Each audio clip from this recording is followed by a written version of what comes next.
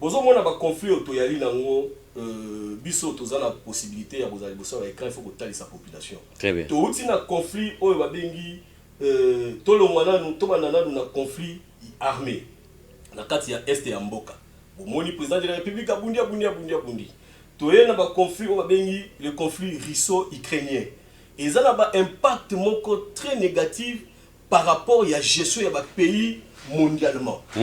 Sans pour autant d'ailleurs parler gestion de l'Afrique ou de Afrique. Gestion de la ville, province, il y a Kinshasa, Ezali, Malamo. À moins qu'il y a des éléments où il y a besoin, il y a éclairci. Au Taliban, balabala neti elenge sa oyo, Ezali, balabala plus de 6000 km et relié plus de 6 communes. Les éléments pareils, Nathalie Belja Tikanzelate, Nathalie Bongolo, Nathalie Kikwit, Nathalie élément et la réalisation, j'ai pris le tout mon temps, j'étais vraiment moi estomaqué dans mon que la réalisation malgré réduite en timing, mais ils ont mis 26 minutes, il y a projection. Ndenge na bimibo on a kutani nango nde na li journalier na nde kutani na jour de olé. Très bien, il est 19h passé des 40 minutes. Aimables fidèles téléspectateurs, bonsoir chez vous. Bon début de semaine à toute personne qui nous suit en ce net moment. Nous sommes en direct. Vous êtes en train de suivre votre programme Dénonçons avec Landry Makanda à la présentation. Merci à la grande équipe. Vous allez belé Bokolanda Bisso.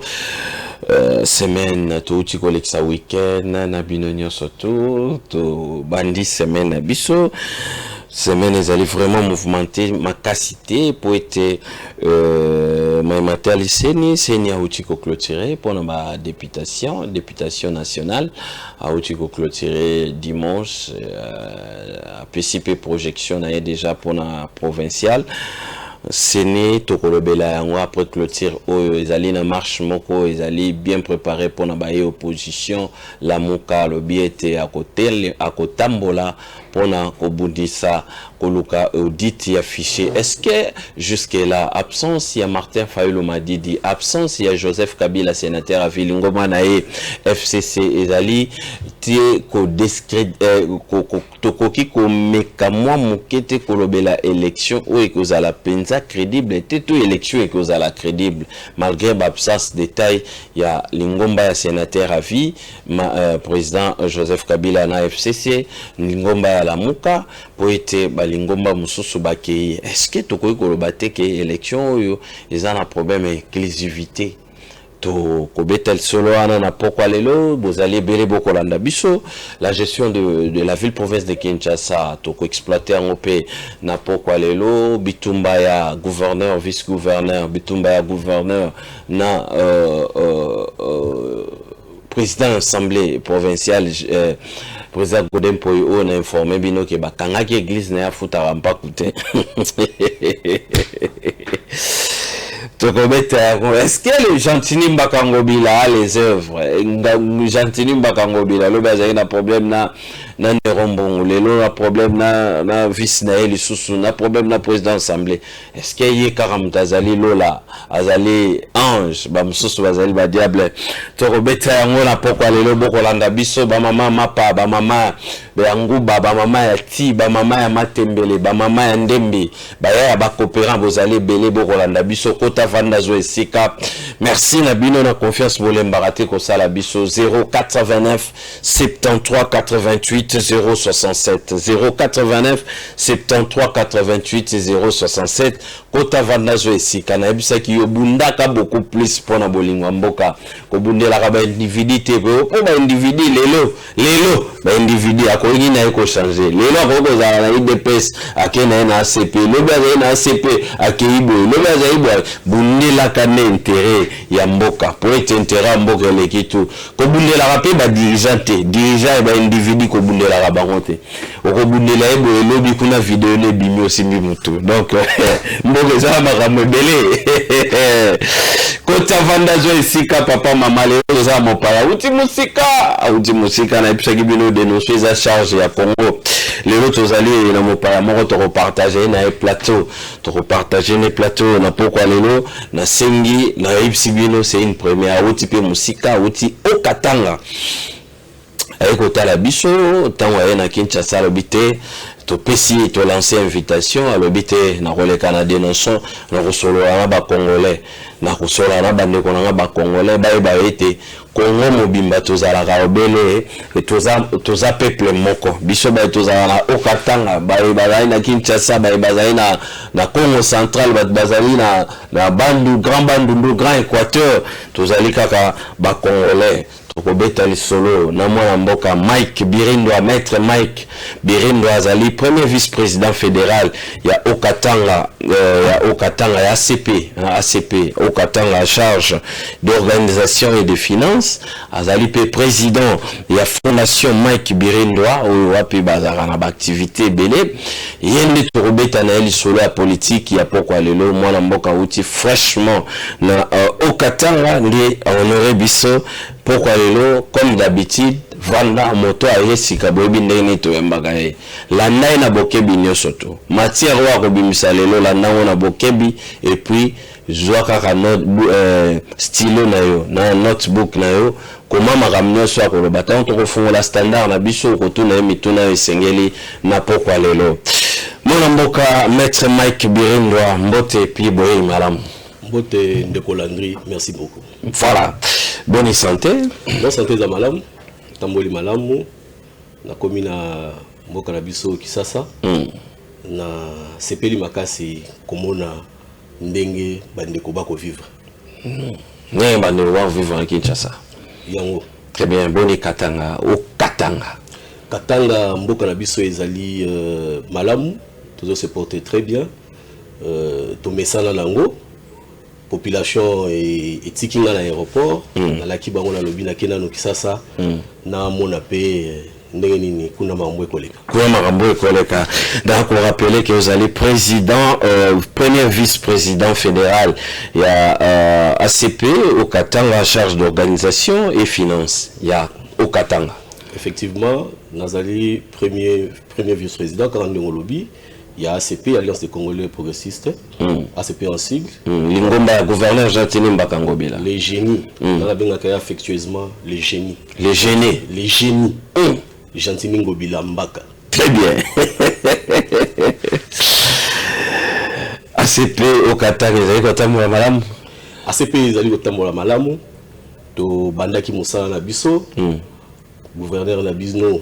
Oyo azana province oyo ya Kinshasa azali autorité morale na biso apesaki biso mandat confiance mingi devant peuple na biso congolais en particulier ba oya Okatanga apesi bato apesi biso lobi na pesi bino confiance pour ça mosala en tout cas ACP et pas la biso na Okatanga et évoluer malamu organisation et puis financement nango esimbami na yo makambo ezali kokende penza malamu ezi na Kinshasa ndenge na Kinshasa okutani na autorité morale au salaire rapport et évolution à partie autorité morale nangai to zali naye elongo moko soit le gestionnaire il y a parti c'est le secrétaire général évidemment biso to zali bato to tangi bakelasi très bien procédure esengaka biso tango kotambola il faut qu'on respecte le protocole et l'administration oui to zalaki elongo na secrétaire général la biso ya parti o abengami na kombo ya Charles Mutamutu oui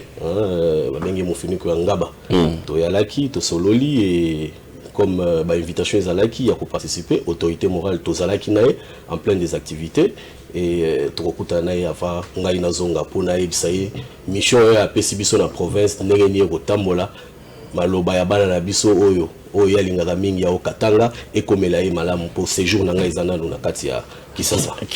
Très bien, merci encore une fois ndingo honoré invitation à biso pourquoi lelo to solo la awa ezali zana relax ozo solo na ba congolais et particulièrement ba kinois ba yambio na pourquoi lelo bazali pe belé ba kolanda biso comme d'habitude bazapela mituna bazali ko bongisa par rapport ya ba siège toko discuter na yo ozali lisusu président ya fondation Mike Birindwa fondation na yo ezali et saliba ne boni objectif nango boy voir beaucoup plus dans secteur ni Merci Makasi Ndekolandi. Fondation Mike Birindwa ezali Fondation Oyo et Bandi historique Nango, c'est depuis 2015. Très bien. Mais comme au moment où on travaille dans la République démocratique du Congo, et que pour travailler, il faut qu'on respecte les principes, les normes où le gouvernement est en place. C'est depuis 2021 que nous avons légalisé la fondation.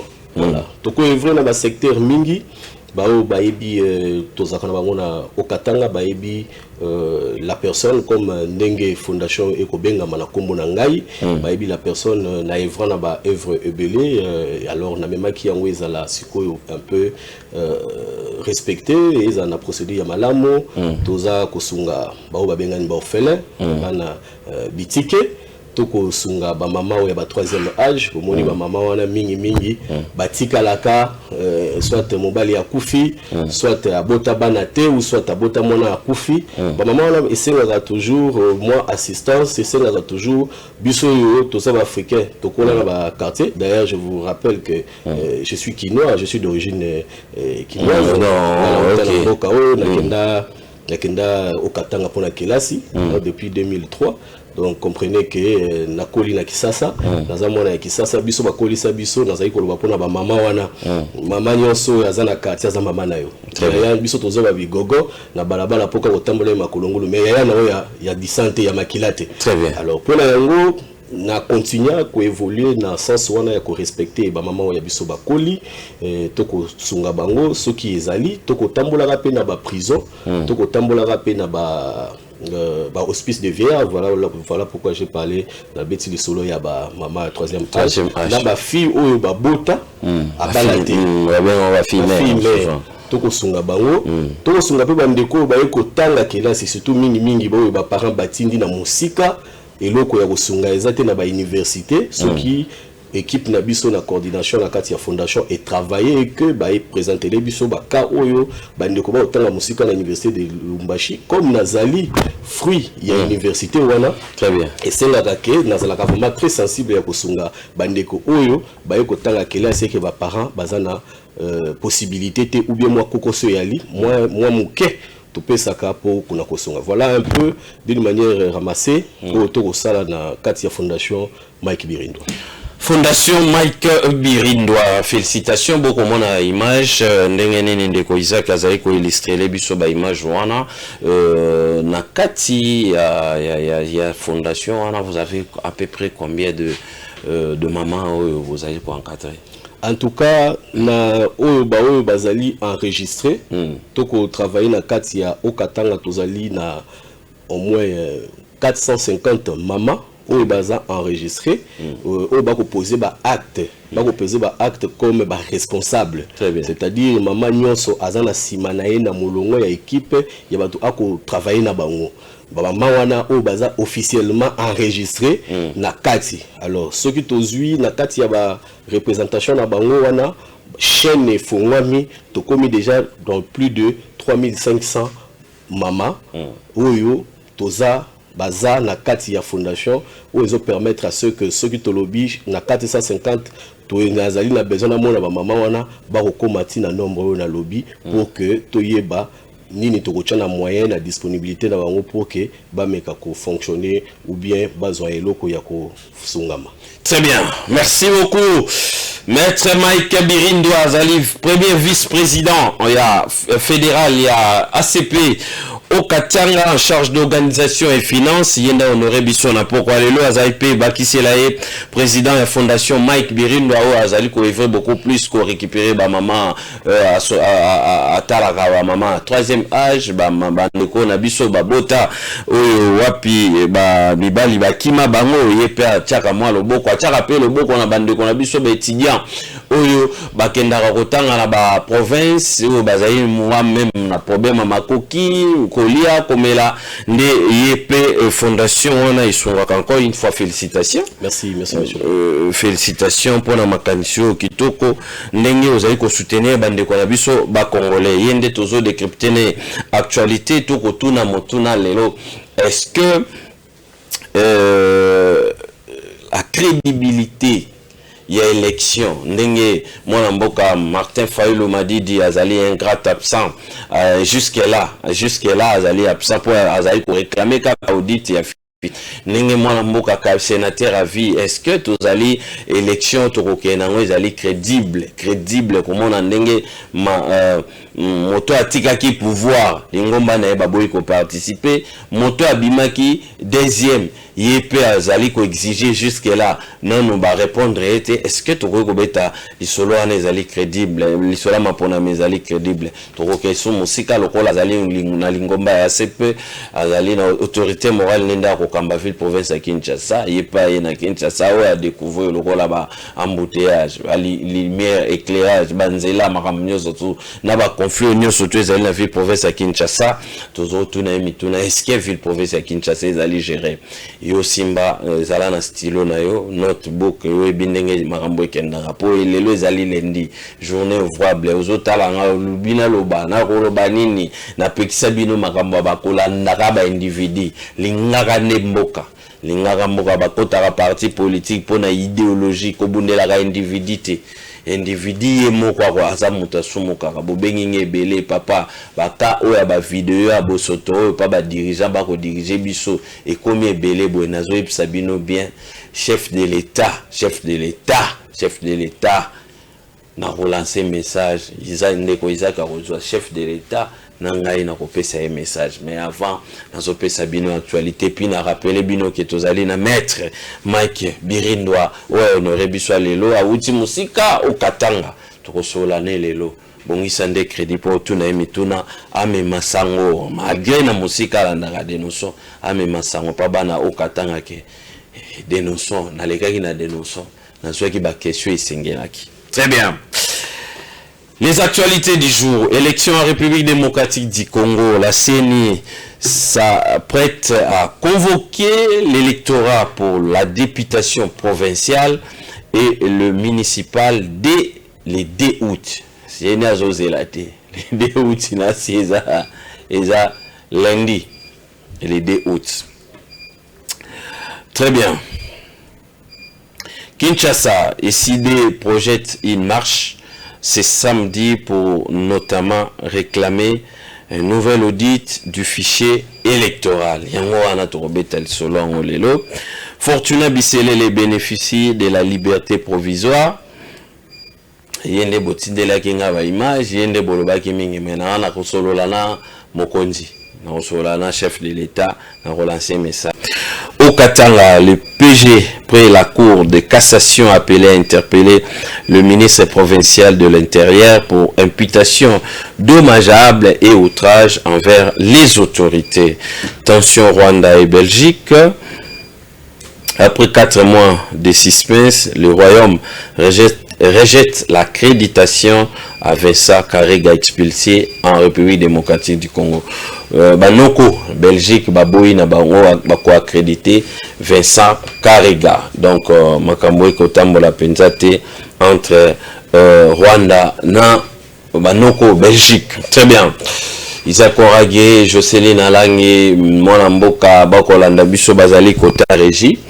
On va peut-être prendre une petite transition. Ce qui est abîmé dans la journée de Nalé, tout ça, il y a Siko, Tobeta Makambo, il y a élection, Naba, absence de détail. Est-ce que tu as une élection qui est crédible? Et puis, tu as une solo et la gestion de la ville province de Kinshasa. Congolais, journalier. Très bien, de retour sur ces plateaux. Merci beaucoup la technique. Nous avons eu un petit souci là, mais c'est décanté. Merci beaucoup encore une fois, chef Isaac Oragé, Madame Jocelyne Alangui. Merci à la grande équipe de dénonçons de Mayala. Je vous salue. Depuis le Congo central, je te salue aussi, Gloire Luleko. Merci beaucoup. L'absence de Martin Fayulu Madidi, l'absence du sénateur en vie, parce que du sénateur à vie,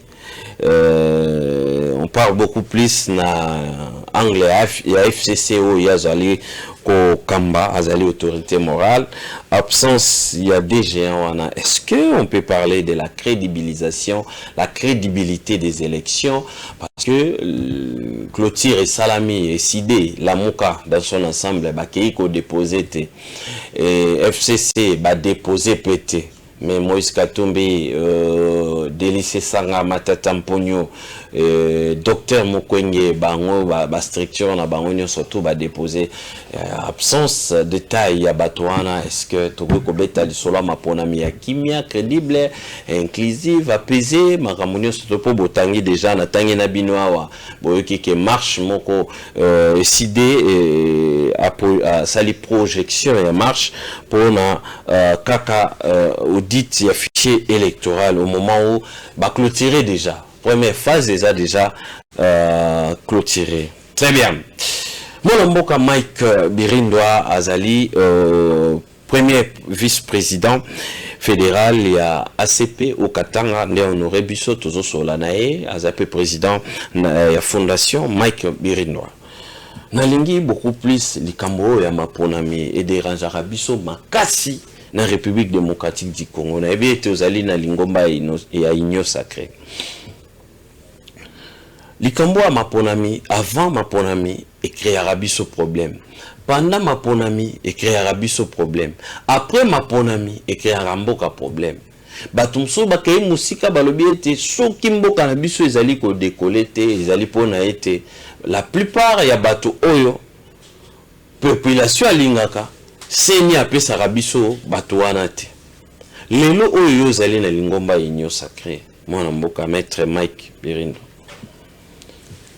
Maponami bapengisi maponami to ebi nyonso to ndenge kendaki preza seni abimi koto baboyi ba réalité wana nyonso to. Lelo mwana mboka Martin Fayulu azali kaka ko insister na audit ya fichier oyo seni alobaki déjà ezali non fondé. Et yami balé mwana mboka sénateur avi na Lingomba na nyonso to PPRD il ba Lingomba nyonso to ba parti politique wana nyonso to ba boyi ko kende na mapona. Lelo est-ce que crédibilité ya ba élection oyo tokoko beta lisola crédibilité lisusu ya mapona mi oyo ya 2023 vous savez des minutes. Merci Ndeko Landry na motuna oyo otunengai sur la crédibilité ya ba élection au tozo zela. Les autres états déjà dans quelques mois, il faut déjà to koma.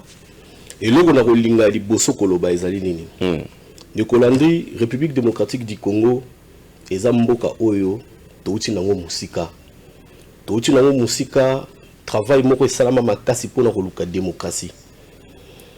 Boyebi touti na ba régime 32 ans du pouvoir, il y a régime moko ya terreur et touti to leki lisusu na 18 ou plus ce qu'on a exagéré makasi 20 ans, il y a beaucoup de difficultés mais bataille et bundamaki makasi pour que tout le la démocratie, c'est-à-dire que le losto sans tout le bana élection République démocratique du Congo est continue la liste ya ba mboka oyo bako bunda ke démocratie ezala et nous devons en féliciter. Très bien. C'est-à-dire ce que tozali na bandeko oyo bazali na kati ya mboka oyo RDC bako combattre ba élection, c'est comme si oko lukato zonga lisusu na sima.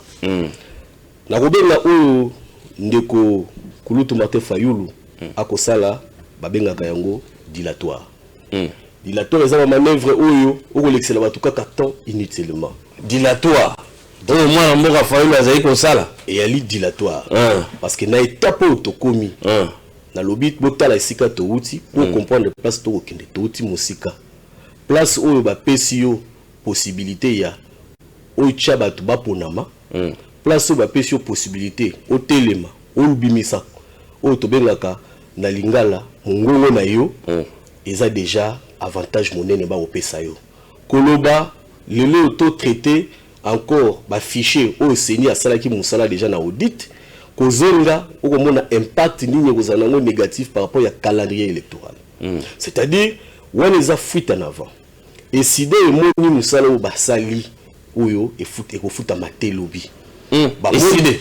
Même musala basali ekofuta mate parce que tomoni mobilisation moko to basalaki na kati ya parti na bango oyo kosenga ke notre ba placer ba ponani ba placer ba ponani eza pasi yo za journaliste et investigation que nous apprécions beaucoup musala obo salaka merci na banzi soki tostuni yo pesa ba image mibale misatu mine ya mobilisation na ngambo ya kulutu na biso Martin Fayulu pona batu bakenda maponami na kozela o préciser ngai okomona ke bilili wana réalité yebisala moto ya pesi asali musala ya fonte n'est-ce pas que ya koluka benga baninga na maboko po bakoma na eloko bakoluka te yango to ko féliciter kulutu na biso ba oyo bakondima ko avancer na ba élection Moïse Katumbi atali alobi tokende toko féliciter ba oyo nyonso bazala sima na bango a comprendre que il faut kaka na ndenge oseni ndeko président Kadima abundi musala makasi au Congolais il faut féliciter bota la situation tozala na kati ya mboka ba onje eza ebele na koluka pe ko organiser élection c'est-à-dire que bato wana bazala ko féliciter. Nous devons encourager bandeko na biso oyo bakoza na souci ya mboka quelles que soient les difficultés ba ofinga maka to monaki ndeko président Kadima alukaki nini alobi boya vandisi bango na yoka mais avant d'ici il y a eu que avant d'ici batu mikolo avant d'ici batu ya bwanya baloba makambo oyo eza réel oyo kosenga soki ko corriger eza yango mona démocratie au Félix Antoine Tshisekedi Tshilombo akoluka nde yangwana alobi nazana na pouvoir tout mais seni et travailler à la indépendante et keipe et bengi bango na lingi na yoka bino boko pesa situation nini mais kozenga ko senga pour travailler dans le fichier électoral, lisusu eza kozongisa musala oyo baninga basali. Donc réclamation na bango ezali biloko ezanga tina eza non fondé. Eza non fondé ya moto benga dilatoire. Dilatoire. Donc manœuvre moko ya moto ayebi ke aza na une solution te mais alingi akoya kaka na bato.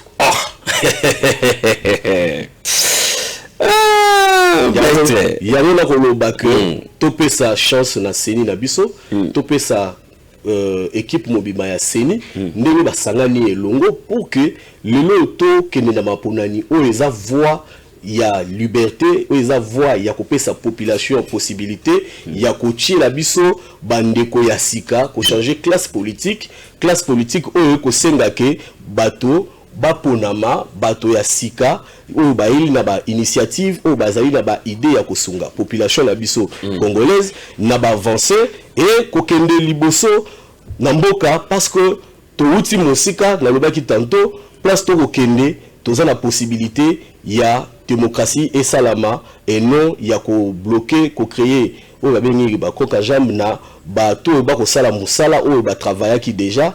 Donc, demander la révision du fichier électoral et les audits externes serait simplement manœuvre moko ya ko bloquer machine ya seni pour que to komana mais na ndenge tozolanda na bokebi nyonso tout mwana mboka maître Mike Birindwa lelo yo Kabila sénateur à vie dans l'ingomba na mobimba bazali partie prenante te bango ba déclarer que déjà le lengekani senieza qui composé ba débauchage et lelo yo mwana mboka Fayulu alobi pour a déposer ba candidature et sengeli na bino nyonso tout balandela nzela oyo ya pesi pour na koluka transparence. Est-ce que vous avez noté que ceux qui par exemple toujours exemple ya bino ba pour bino ba na inyo sa ke to ko reprocher bino na bomoni mabe a sanité jusque là mabe a seni za wapi banda e banda ki tito komia déjà bomoni mabe a seni eloko na sepelaka makasi na musala ya boye oyo to lobaka toujours biso il faut to longwa ba débat de la rue. Très bien. Mituna ya boye ezali malamu na procédure ya boye eza malamu pona ko clairer opinion ya bana mboka ba yeba nini ndenge nini mboka ekotambola. Très bien. Na bandeko na biso ya PPRD toko ngai personnellement na koloba que bango déjà dès le départ sisikoyo officiellement tomoni oyo bako reprocher na sénité et eza cuisine interne oyo biso tokoki kokota te et puis tant que balobi te toza na difficulté ya koakize bango tinganga na pesa ba élément ya langage PPRD azali ko reprocher na CENI wana et na moto ananga ba ko reprocher yango et puis bosala ba debozwa ba dedi manara bozwa bato nyonso bozwa wana bango batinda yete ba recommanda yete lokola bosala bongo bomema makamde bomema yango bongo yango PPRD aloba ete azali akokende na maponami wana te po CENI wana ezali CENI esengeli te même composition ya tete wana ezali ya ça ne va pas yango aboyaki nano aboyaki voir même kozwa ba carte électeur. Je pense que par expérience bato ba koki koboya élection eza PPRD te. Par expérience, c'est-à-dire que moto ya sala déjà akoki jamais kokoma na comportement ya boye. Tokokende musika te botala ba élection ya 2018, botala ba élection ya 2011, botala ba élection ya 2006. C'est-à-dire que composition nyonso ya ba bureau ya CENI précédente ou les cas, ezalaka toujours contesté. C'est-à-dire ya ona koloba bato e bakoki kopenda ko boya composition ya CENI na kokende ko boya que élection ezala eza parti neti PPRD te. Yango tokosenga na bango na ba prochaines à venir ba komba meka kozonga na ba décision na bango parce que à chaque fois ba bazaka ko boya tango bango bazalaka na pouvoir bazana expérience que le même argument eza o lelo tokoloba eza ko freiner développement ya mboka eza ko boya que mboka ba population bazo ba ponami eza eloko ya ko décourager. PPRD ekoki jamais ko encourager attitude, c'est-à-dire biso to ko boya attitude o PPRD akoki ko afficher to ko ndima o ya yesika mais to ko ndima PPRD te parce que ba yebi conséquence ya politique ya chaise vide. Ba yebi conséquence lorsque zo boya population o ya la muki na tongo a ina ba difficulté lelo ya moni ndeko moko akokende na maponami alobi moto ifona accompagner mais yo kuboya tala avenir ya PPRD tala bandeko baza na PPRD soki otali bato wana bazali na famille ba na bana lelo yo misusu pe baza na jeunesse na bolenge nyonso baza na besoin basunga mboka kosunga mboka eza ya koboya kovanda na kati ya ba institution te soko za libanda ya ba institution okosunga mboka te donc yango na zongi par expérience parti otoki ko décourager vraiment ou to regretter makasi et ali attitude ya PPRD to ndima peut-être ba o ba ko salaka ya bango pe ba o meka mais bango ba yebi conséquence ya ko boya ko kende na ba institution ba yebi conséquence alors moto a yebi conséquence bo yebi que même sanction na ezalaka makasi parce que yo ba yebi que ba yebi si yo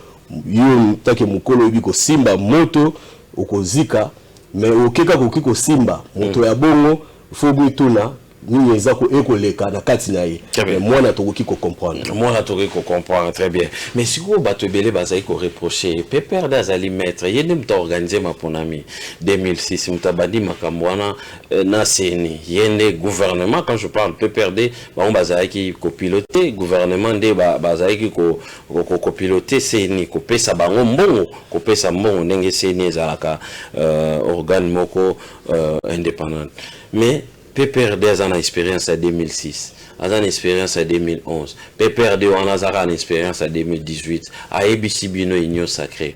Nenge Makamozo Kende Senior a repé sa biso bilo a malongate. Bino Boza Kosantete, Bozo Yokaete. Voilà, ils ont motuna. Oui, ils ont motuna. Tokolo Baboe. PPRD ezali na bakambi. Oboyebi lelo tozali na kati ya tozali la chaîne ya télévision. Moyen toloba Loko mususu ya réalité mais je pense que na kati ya ville ya Kinshasa ou bien na mboka o République démocratique du Congo boyebi combien ya PPRD bako bima na kati ya PPRD. To ko répéter lisusu na kati ya PPRD ezala bateau bazana besoin ya bavenir na bango ezala assurer. Na kati ya PPRD ezala ba oyo bazo croire encore na vision ya président de la République Félix Antoine Tshisekedi Tshilombo parce que boko yeba tozalaka na union moko elongo bazalaka biso nyonso tosanganaki Félix Antoine Tshisekedi Tshilombo alobaki mwana mboka nyonso ozala ya wapi boya nazana besoin ya ba expérience na bino mais l'histoire nous a enseigné que bomona ki oyelekaki pona nini parce que na kati wana ezali na bandeko oyo bakokanisa ke bakosala plaisir bakosala plaisir na autorité morale na bango bakopesa ba conseil oyo eza yango te yango mona mboka ekumbamaki na ba difficulté ebele to senga na bandeko wana balongwa ndeko moko alobaka eloko malobi quitter les groupes armés eloko wana eza expression bozozo yango kaka likolo mais le peuple congolais il faut bakuma na capacité oyo ya kondima qu'à un certain moment donné il faut quitter place au monique attitude eza ya malamu te na kozwa courage ya ko dénoncer yango to ko sepela na émission oyo bengami na kombo ya dénoncer c'est-à-dire kozala moto normal eza moto azala courage ya koloba ndeko na ngai mokonzi na ngai nzelo to okende eza yango te nzelo to kozwa nde yango courage wana ezalaka facilité yango to kosenga na peuple congolais oyo bazoko comprendre cheval de bataille ya président Félix Tshisekedi Tshilombo et ali ya kopesa possibilité accès na ba institution na ba parti nyoso na ba couche sociale nyoso na ba regroupement nyoso oyo baza na vision ya ko continuer parce que attitude na ya liboso ezalaka boya to sangana mais o azolinga ko sangana te parce que baza animé na ba anti-valeur bandeko ba ko conseiller mabe ba leader tozo bisa bango eza motema ya kindoki eza motema ya koboya peuple congolais c'est même ya leader il faut encourager leader ya kozoba décision ou eza na volonté ya peuple mais moi mboka maître Mike est-ce que ozo mona pete position ya batouane ezali ko faire ezali position moko tolobaka ezali ko ganga déjà na moko ko yebisa batu que ndenge tozo kende boye tokosuka na makelele ndenge tozo kende boye tokosuka na makambo mabe ndenge tozo kende boye résultat ezala boye ndenge tozo kende boye makambo ezala boye donc ezali ba réalité auto ekolekisa yango na République démocratique to yebi déjà 3 cycles mobimba mwana mboka Kadi Malelo ayebi ba réalité wana nyoso to mais pourquoi pas koluka terrain moko boye ya kimia kosolola na mwana mboka nenga bengaki bango mwana mboka Fayulu ayaki abengaki mwana mboka abenga pe ndenge pe abengisaki mwana mboka Kabila soki bayaki te abengisa ata mwana mboka Shadar mais koluka to ke na climat mo parce que bango bazali ko reprocher bino ke bozali ko manigancer pouvoir ezali ko manigancer na seni o ezali libanda ya za kaka libitre aliko équipe mususu ezali ko luka ko sala nyamunya mona libitre po ete bango ba gagner match ndeko landi nako pesa conseil moko na population na biso moko bandeko ba congolais. Il faut éviter les prophètes de malheur dans vos vies ou bien dans nos vies. Yozali mutoza na espoir na kati ya mboka. Yozali moto oko espérer pour la meilleure ya Congo na vie qui jamais à tout moment aux une attitude moko négative par rapport à ba pensée na yo. Sur quelle base, sur quels éléments oyo qui ko maudire mboka oyo République démocratique du Congo pour le baquet tozo mona déjà tozo mona place toko kende tozo mona toko suka mabe litani ya balise yoso olobi wana ocha yango elata mboka na biso parce que bolimi mapoto ke na mapona mi nenge balobaka crédible transparent apaisé tout ça là bolimi to kende na ngote soki botali malamo président Félix Tshisekedi Tshilombo abundaki depuis longtemps alobaki na kotika sini esala oyo ezana pouvoir na bango ba moyen oyo tozokende nango na kati ya ba élection eza ba moyen oyo République na biso ebundi avec beaucoup de difficultés que vous le savez très bien ce qui volonté ezala quitté et lingaki pe ezala astuce pour président Félix Tshisekedi Tshilombo andimake maponami ezala te parce que de tout ce qui totali na ba possibilité nyonso akozala kaka président mais azamoto oyo abundi ye moko pour que démocratie ezala na kati ya mboka azamoto oyo ye moko aza artisan et partisan ya démocratie na kati ya mboka na biso et les seules possibilités ya kokende ya cause la démocratie eza kokende na maponami ba moyen ya démocratie et ce sont les élections vraiment nde qui ko permettre alors bon comprendre que ce qui a kokota na kati ya ba wana te c'est parce que objectif wana azali na yango ya démocratie et comment vraiment eloko ko tonda na kati ya mitema ya ba congolais pe na mutu pe na mentalité ya ba congolais eza épreuve oyo ekolakisa ke mpona baélection oyo ye ya liboso na mandat na ye ekozala réussite parce que aza artisan pe partisan ya démocratie baélément oyo eza suffisant pour que tondima qu'il n'y ait pas les élections boyebi bato oyo basalaki mosala ya fond ya kotravailler ko préparer population oyo bayebi ki ba travailler ki malamu na confiance ya population ota la génération to ko kende nango et ko kende wapi seule possibilité ngaki kozala que to kende na ba élection parce que quel que soit l'échantillon oyo toza nango parce que population yo sotende et ça rolaki mais yo yebi ke oza moto oyo osalaka pona population okopesa toujours possibilité que élection ya la po batwana baza bakuma toujours na yo koboya tala sikoyo avenir ya batwana ekozala nini okolinga ke nani ya lobela bango parce que batwana bazo croire na yo donc population zo croire na ba dirigeant correct mais sikoyo population zo croire na ba dirigeant na bazali ba guide bangonde muto bazali ko kamba bangonde muto bazali ko tambusa ba partisan ba sympathisant na bango ba compatriote ba patriote o bazara na ba parti mais ba dirigeant wana balobi ete lolenge seni azokende na makambo so itokene na maponami bato oyo bazali na ngambo wana seni azoko travailler beaucoup plus à faveur ya bato bazali na ngambo wana ba réclamation ezo sala malelo maître Mike lobi kune sala Mike peka na ba organisation oyo biso to bandaki population ezali ko déplorer pona seni lobi pe sala Mike karabongo lelo oyo lisusu to continuer kara na ba même réclamation pona to kende na shit ya ba boycott lisusu balobaka na oyo aza ko pesa ba propos il faut aya na ba preuve donc toko eza facile bandeko bazwaki occasion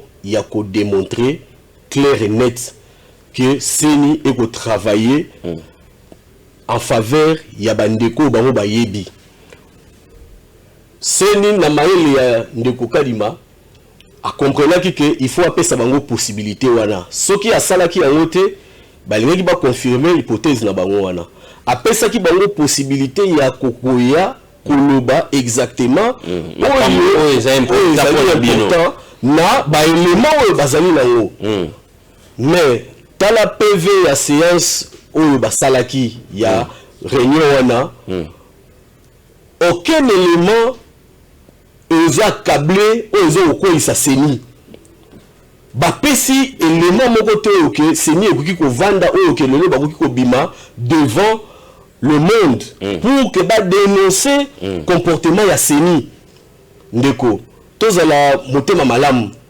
soki oyena ba élément te ozoyana ba ba bengi ba procès d'intention sans preuve pourquoi tokondima tozonga sima pourquoi seni composition tokoloba lelo eza crédible te ezo la qui sa venir ya lobité que ba élection bato bako ekozala ma moto a gagner yana ndako mais il y a kana ba élément et puis possibilité wana seni apesa ki bango seni apesi bango opportunité ya ko dénoncer ndeko Kalima tomoni boye tala kutu oyo élément tozala ngo yango ngai lelo na vana na bandoko finga ndeko landi na bandiko lobomoni alobaki bo sala ka boye soki nazali na preuve ya matériel te na koya peut-être na o misusu oyo toujours nga ekoisa yo mais tant que nazo continuer yango to continuer to lobby ndeko Kalima comprendre kike ezala ki ba dilatoire que eza kozongisa mboka sima mboka na biso touti mosika tozala besoin to avancer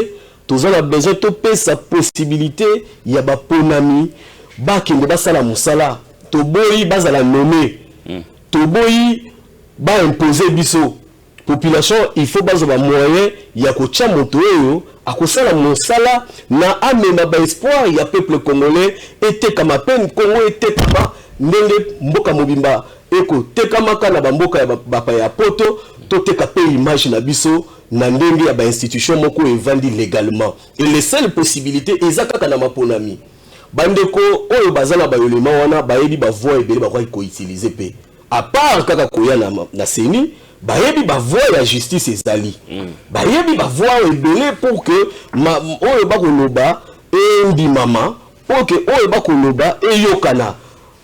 Personne ne les a demandé, bah vendre kimia ou bien bah zoba élément bah bomba. Mais le fait que besoin qu'il y ait opportunité pour réagir, là bah élément est fiable. En tout cas, nous pouvons simplement voir de la mauvaise, constater de la mauvaise foi na mité ma bandeko oyo bah ko bloquer, saigner et continuer. Mais tout quoi encourager président Kadima et prévenir à Liboso et prévoir à Zanango et sa facilité. Nous sommes habitués na babilo kowana Congolais tokosengaye akanga mutema et que amema biso ti na maponami ti calendrier za la respecter tout le monde tokosengaye transparence ya ba élément où nyonso ko salama et za la publier la publication pour que les populations congolaises aiment et retenir que Félix Antoine Tshisekedi Tshilombo promettait qu'il biche au état des droits, a promettait qu'il biche les élections transparentes avec le respect, il y a ma procédure, calendrier électoral qui publié, Tolingi et Kende vraiment le respect, il y a loi électorale, il y a Sika. Tout le monde a pensé que Ezali empiété, tout sentir vraiment que la population a salué, pour nous, Bakei et Longo. Mais tout ce qui est toujours ouvert, tout ce qui est élément parce que ceux qui sont tous le respect à Mibeko, tous tous la effort tout respecter, tous la exemplarité. Voilà pourquoi nous continuons toujours kosenga ba oyo ba moni ke bazala ba élément oyo ke kokoisa seni oyo ke ezo discréditer seni ba tia à la disposition ya public ba moyen eza ebele ba roki ko saisir ba instance oyo ba yebi pour que et à la dénonciation afin que le président puisse corriger. Mais je pense que nous sommes plus à ce stade là le monde déjà est déjà parti. Si ils ne veulent pas aider le peuple congolais, biso tokokende na peuple congolais, toko accompagner Félix Antoine Tshisekedi Tshilombo, tokokende na maponami, pe bandeko ba opesa biso confiance, ba moni déjà ba dépôt ya ba candidature salami, c'est-à-dire ba kotela ba ndi kotala na musika, mais biso tokokende. Congo eko mata, Congo eko zwa en plein oyo vision président la biso Ali Nango, Félix Antoine Tshisekedi Tshilombo pour que lobby bana na biso bazo héritage ya musala oyo ndeko Kadima akosala lelo. Très bien, merci Tolandio na Bokebi. Bete la biso nono anguma na okatanga ezai koleka bien, ba dépôt eleki bien, ti yopo yekin bo déposer ki yo eleka ki malamu.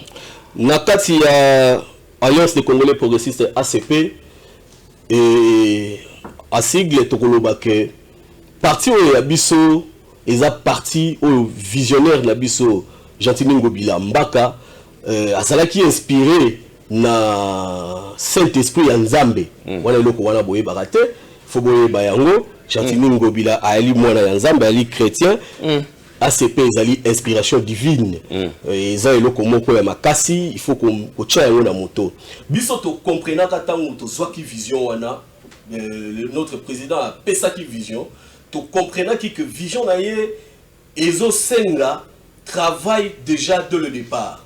C'est-à-dire ACP tozu difficulté belete.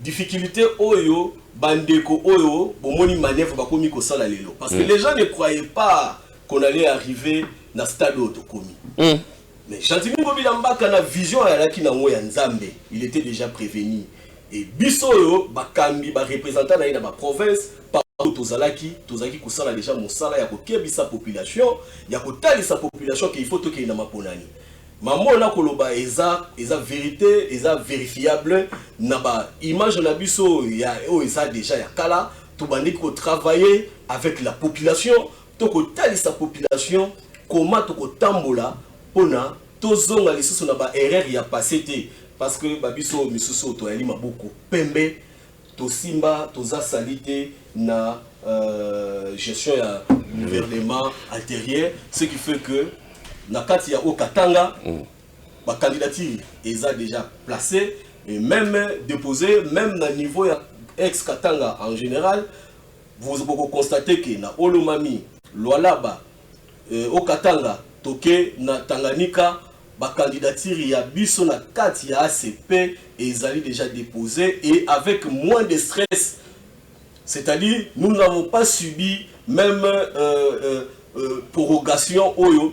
Il y a un kadima na motema ya malamu ya pesaki to sentir yango te que et chabiso sous pression. C'est-à-dire nous avons travaillé dans la tranquillité la période où il y a liboso où izalaki na oyo musu escala c'était justement pour des petits problèmes administratifs. En tout cas, je vous rassure que la kati ya province ya Okatanga to kozela to pesa population congolaise ba député oyo provinciaux na ba obaza kozala nationaux ya obango ba koponama na esprit ya token de liboso na esprit ya émergence ya Congo. Très bien, peuple Obazola Nayo par rapport à l'absence, il y a Martin jusqu'à là, les grands absents s'appellent Joseph Kabila et plutôt Joseph Kabila Azali des candidats, mais Lingomba na yende Bazali ba grand absent. Oui, Martin Fayulu les alliés déjà qu'on dessiné, il y a pour Ninzela Balabala, pour n'a été qu'on réclamé. Population a retenu un nini du concret. Est-ce que Tokoki, Bango Bako Bazala tête au Rekozoma pour la Kimia et puis résulté Bimito Sepeli? Sincèrement, Nicolani et Kosala Passi na Tokende na Mopunami Bisomoko. Sincèrement, vision à Félix Antoine Tshisekedi Tshilombo ezali vision ya participation ya peuple congolais nyonso. Vision ya Fachi ezali amona mona ya mboka nyonso ayena mayele na ye ba scientifique ba ye na ba expérience na ba compétence nyonso.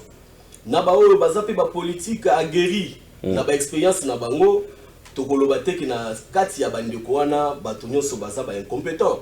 C'est-à-dire vision ya Fachi beton ezali mutu nyonso tu apesa pierre d'édifice aya nango po mboka etongama. Sentiment eza ke toza content te ke bandeko mususu bazanga na kati ya processus oyo. Mais simplement que bandeko ba retenir que du fait que ba kozonga sima ba ko bloquer machine ya kokene na maponami ya ko kene na démocratie pe ba élection et salama. C'est-à-dire baza ko participer na ba oyo ba ko ina Congo. Ba komi ko bebisa image na bango pamba.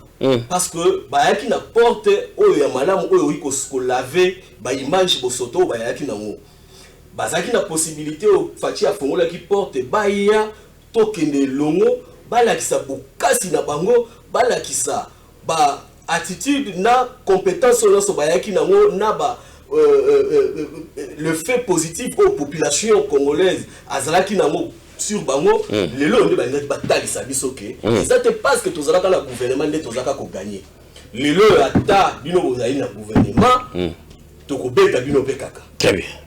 Mais lelo yo bazo confirmer maintenant l'hypothèse que bozo comprendre que bateau bayebi que a population oyo bako comprendre biso déjà tokosala kaka mosala moko ekokene na mai.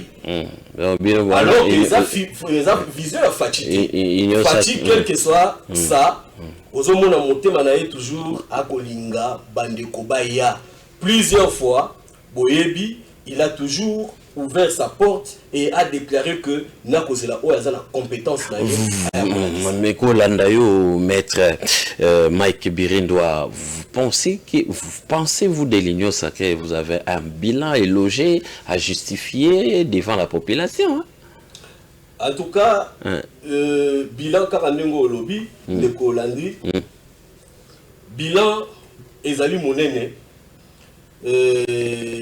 Nakosenga que to retenir tant auto que le bilan, to retenir na ba facteur rebellé. Très bien. Mais si vous yon ndenge anate, na koloba. Donc c'est-à-dire bosali quand même moi mon sala, bosali quand même mon sala oyo bino bokola ki sa devant population peut sa bino confiance o bande ko bala muka bande ko mususu basali yango te yango bazo kima maponami. Et effectivement, je pense que Tozali Namboka Oyo, il y a RDC, tout le monde Toza témoin, il y a la réalisation et bélier, président Félix Tshisekedi Tshilombo à Sali. Et Nazaraki Nakisa Sawa, Ngai Moko na assisté, et ça exemple Kaka, Mikolomi Baleawa, Namoni, Armé Nabiso, et Sali marche, en tout cas, coup de chapeau, na Mokonzi ya Mapinga Nyoso. Les champions de la masculinité positive, Félix Antoine Tshisekedi Tshilombo, Nayoki Esengo, Yakomona, juste même présentation Kakaya, élément ya FRDC. Ndeko, oza en face nanga na base même yobetaki maboko. Komona belenge mibali batelemi, komona mindoki ya sika basimbi, na Kinshasa. Mesala kaka na bakalashikov. Na Kinshasa. Na Kinshasa. Bazimbi wako na Kinshasa. Respect kaka ya marche. Komona kaka respect kaka ya ordre ndenge ba kotambola oko sentir que soda wa uti kozwa moral. Soda uti ko telema na moral oyo esenga kake soda a respecter population, soda a respecter oyo nyonso Italie ba institution ya mboka. C'est déjà un progrès. Et on est ali kaka exemple. Mais na banzi na mikolo ko ya toko vanda on a kolobela bilan le chef de l'État. Très bien, soda iko tamwa na Kinshasa, au CPL. Mais atamoli na Bunagana nete. Ya Bunagana. Atamoli na Bunagana, atamoli na Kinshasa au CPL. Comment ça se présente dans Bunagana? Et ça se présente. Soda na biso soki ya koti kuna zande po ala lisabango. Zande po soda nga mona ki ya mikolomi bale. Akola lisabango. Très bien. L'armée toujours soutenir Bango, mais il faut prendre base récupérer territoire na biso les alliés tous allez contrôler en côté il y a de cela une année passée. Vous allez quoi la nabiso vous allez belé 089 73 88 067 mais matali mampona mibolandi bien l'union sacrée bazali na bilan et logé bako la kisa devant population et puis population tokosa la bango confiance c'est le maître Mike Birindwa et puis bato bazali ko se distraire na matali koboya maponami bandeko ya bazali na opposition bandeko ya Lamuka ndeko ya Kabila na lingoma na union sacrée et FCC et sengela na bango te ba se comporter ndenge ba se comporter ki wana po ete bango bazali quand même na maîtrise ya makambo ndenge tambola même moi mboka Martin Fayulu moni penza ke azali na offre malonga te ya kolakisa biso population pona to voter asali penza musala te a mobiliser penza te a tchenga ko tutemo so na ko kolakisa ata ba activité moko ya makasi o mwana mboka Fayulu asali na ngai atake journaliste na ko répondre te binunde bokola na biso na ndako tango ko fungola téléphone mo retourna mettre mituna na mayenyo surtout alobina poko lelo. Très bien. Maître Ozali, premier vice-président fédéral, il y a ACP au Katanga, la outil au Katanga. Lobby était, il faut les Canadiens non soit sur la paix de la population. Donc préparer déjà ma question au retour invité Nabiso na pourquoi les maître est-ce que vous avez une lingomba il y a ACP ou Kambami na gouverneur il y a ville province de Kinshasa ou au Katanga est-ce na lecture au Sali est-ce la ville de Kinshasa est bien gérée? Est-ce que Jean-Tini Mbakango Bila na epengla ki ba conflit azanango succession ba conflit o azanango et bazali voir même contacter na mes gestion pour na été afutaka ba travailleur te na hôtel de ville ba ministre provinciaux ba futa maraté tout ça tous ces éléments là est-ce que les autres Koloba été la ville de Kinshasa est bien gérée? Merci Ndeko Landry. Na motuna posé zali motuna oyo naibaki ki okosoka na yango ou bien osukite mais naibaki kokoma. Très bien. Parce que biso tokotambulaka tokochaka lokolo zali ba ambassadeur ya Jean-Tini Ngobila Mbaka. Tozali ba ambassadeur ya bonne gestion et ya bonne gouvernance. Biso yo nako signaler que na osala musala ya ba communicateur ya ACP na bisote parce que nous sommes un parti bien structuré. Bande ko na biso ba communicateur place bayali na opesa ba mbote simplement que tous sont des ambassadeurs. Il y a parti, et puis il y a ACP, et puis tous les ambassadeurs, il y a Gentini Ngobila Mbaka, et puis il y a Félix Antoine Tshisekedi Tshilombo, le président de la République. Partout au bas autant à Congo, il y a Fachi, et il y a Nazala Mboka, il y a Bapaye, il y a Wapi, il faut ce qui est il faut la bonise. Autour de question au lobby gestion, il y a province, Nengenini et Tambola. Je pense que Ndeko Yo Ali, journaliste investigateur, au Sala Moussala, dans la norme Nyoso et Longobani. C'est-à-dire, lorsqu'on parle de gestion, ou Yebi, comment Bisso, bateau, Tangi Kelasi, toko réfléchir, bateau, toza la moi raisonnement, toko qui penser lorsque vous avez la gestion. Toza dit différent, il y a bateau, baroté mana coin, il y a balabala pour soit à liété, soit Alex Agagata, pour à critiquer gestion à moto. Vous avez compris là. Et à une dernière na hôtel ma peut-être au morning na na bumunene boye. Olobi monsieur Birin doza ya kotonda. Alors que nela ya liawa na milina no maite ndeko landi ce que na zuma ina oseka. Très bien. Voilà. Donc pour la kolobanini libanda yali quantité. Tant qu'on critiquer gestion il y a ndeko na biso autorité morale Gentini Ngobila Mbaka na kolinga tosala séparation il y a deux personnalités. Très bien. C'est-à-dire, nous devons parler d'un gouverneur, et puis nous devons parler de la personne de Gentini Ngobila. Très bien. C'est-à-dire, il faut tout dissocier Oyo, bato mi balé. Ezali musala ngai tena ko poser ba question ko limbisa ezali pour opinion et opinion et comprendre nene ni toko banana nene ni toko silisa. Très bien. Olingi tolobela la personne de Gentini Ngobila ou bien la personne du gouverneur dans le gestion. La gestion de la ville. Il y a gouvernorat. Gestion de la ville dans son gestion de la ville. Voilà. Merci. Ok. Tant que la gestion de la ville. Directement, on vise les gouverneurs. Voilà. Tant que la gestion, il y a ville-province. Parce que ville la biso, il y a Kinshasa, et il y a la ville, il y a la province. Alors, tu peux réduire le niveau de la ville. Dans la dimension de la gouvernorat.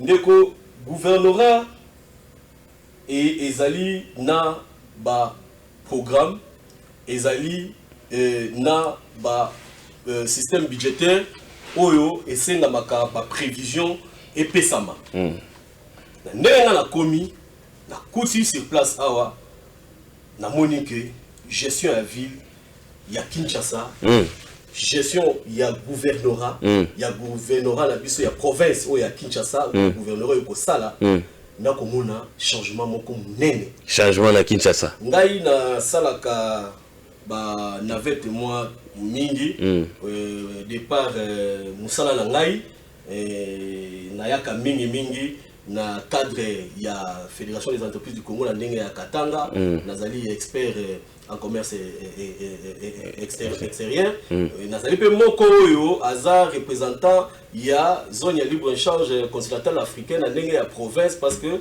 naza na formation oyo coopération allemande et pesa na ndenge ya secteur privé donc mosala wana esengaka ke toya mingi kotoyo to mona nene nini to palper réalité comment ville exagérée oyo nga na mona kala na oyo nga na moni lelo ville et komona na ke ezali bien géré parce que ce qui a été fait précédemment là oyo to komona sikoyo ozo mona ke il y a de la volonté ya moni na lobaki to dissocier awa ndena ko kotisa sikoyo la personne ya c'était dimanche 23 juillet à Sultan oyo mboka na biso ici parce que vous savez ndeko landri population na biso il faut ba koma na dimension ya ko quitter ba confort ya kotonga ba dirigeant on y kotonga na ko kotonga ezali pe négative et ko pe positive mais kotonga oyo ya mabe pona nini dans la dimension autouti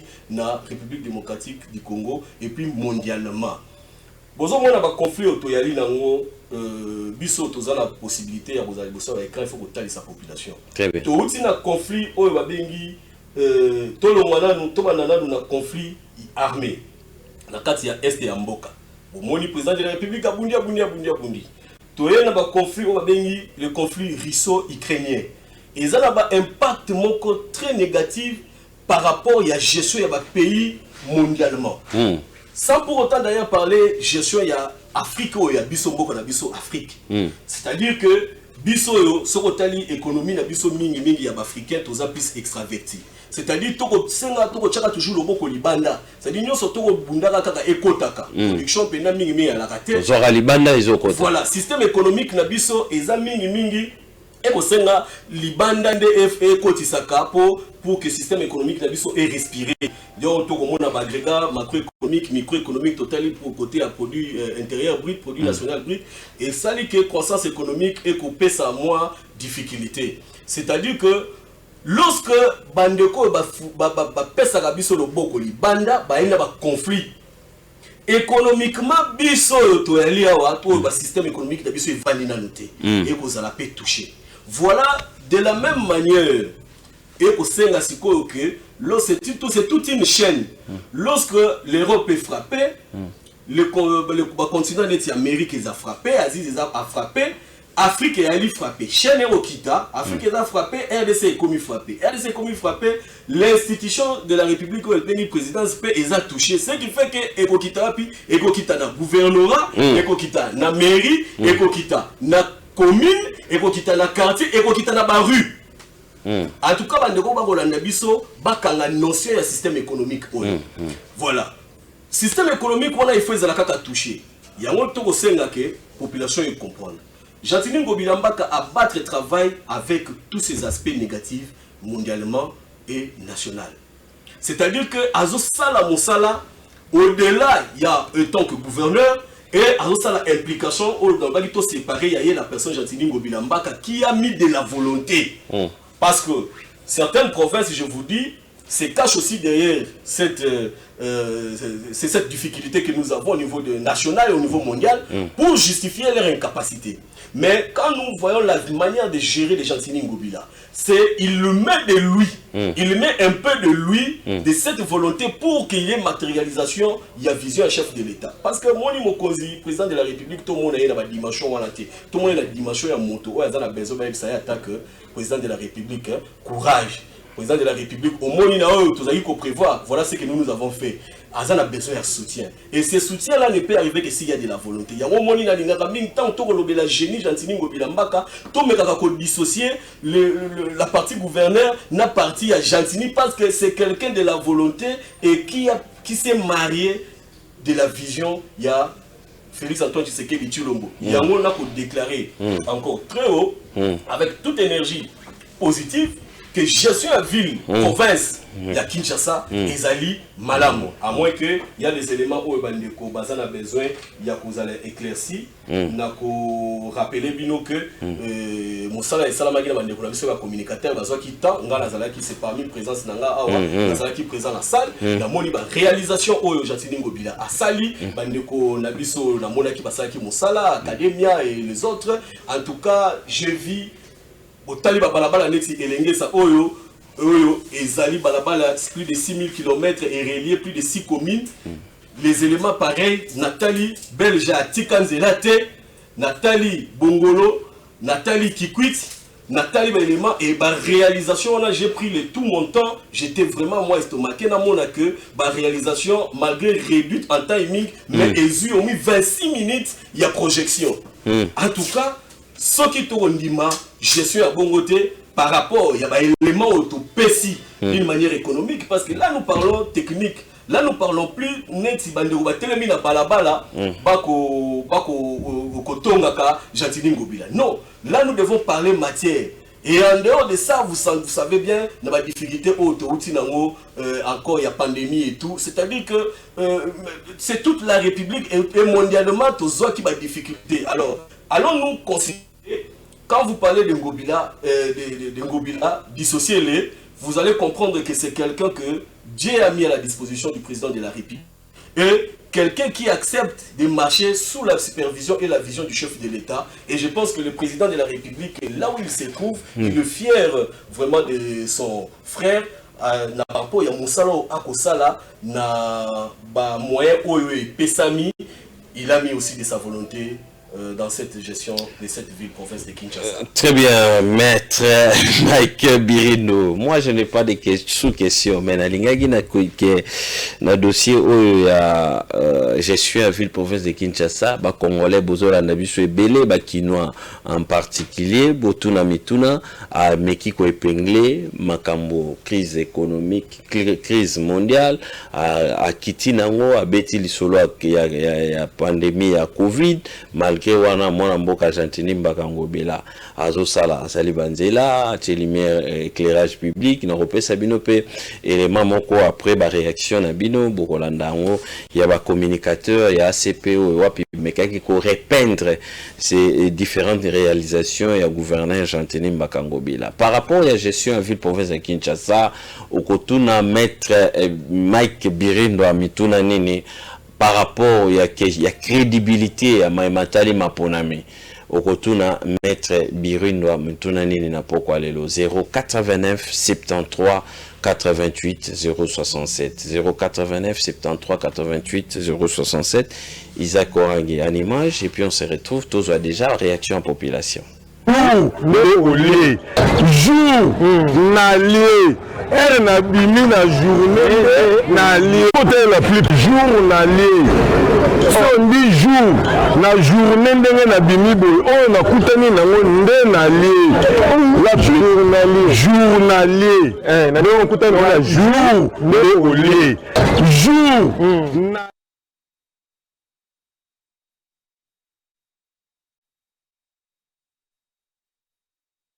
Merci papa. Bien, la maître Birindo.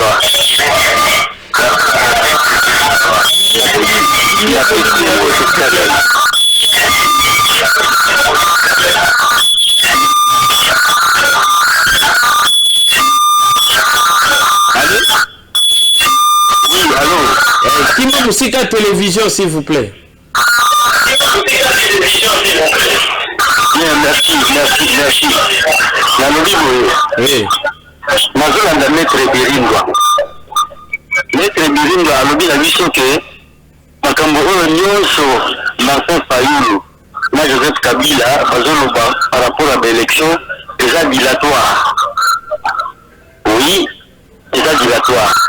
Mais comment voulez-vous que Yemoko Birindo aza koyebisa na télévision que quel que soit manœuvre nyonso ekosala na mboka oyo, quel que soit mécanisme nyonso ekosala na élection nyonso na modèle nyonso déjà Tshisekedi akoleka. De quel mécanisme? Imagine il y a yebi oyo akolakisa biso ke Tshisekedi akoleka vouloir ou pas. Voilà première. De deux, il y a à défendre Gentil Ngobila à chef là, évidemment il a raison. Pour avoir une similitude aussi au Katanga, à combien il faut qu'il va sentir qu'à Zamta ACP. À comment expliquer ça? Nous on va aller à Gentil Ngobila à côté de la ville à Kinshasa. Pourquoi on va aussi amener sur la ACP au lieu de faire payer par exemple à 5 mois, 22 mois impayés? On va poser des questions là, attention réponse. Merci. Très bien. On continue avec les réactions. Allô, bonsoir. Allô? Allô? Allô, bonsoir. Très bien. Diminuez le volume à la télévision. Boyebi déjà. Maître Mike Birindo Azali, premier vice-président fédéral, il y a Okatanga, ACP Okatanga, en charge, il y a finance et puis organisation. Azali, diminuez le volume à la télévision. Diminuez le volume, s'il vous plaît. Diminuez le volume. surtout. Allô, bonsoir. Bonsoir, oui, papa, tu peux sur un bot.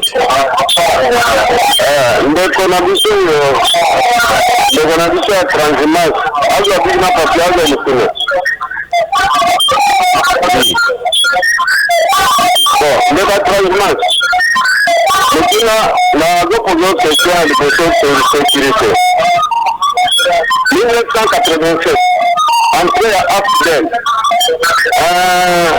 Ozaki na premier ministre Ken Wadon. Dans Afdel la commune a dit Sangani, Ken Wadon a dit chez Bisoke, qui Sangani ne tombera pas. ça là combien de temps pour faire? Voilà la première question. Question à Nibale. On a la d'autres les autres ça armé. La dit d'accord. Là va nous dire se fait expliquer au niveau de son. Bon. La ligne là y est pas. Là vous pouvez matin. Voilà la deuxième question. La troisième question. On a la d'autres donc on est bien à moi. Voilà le mal.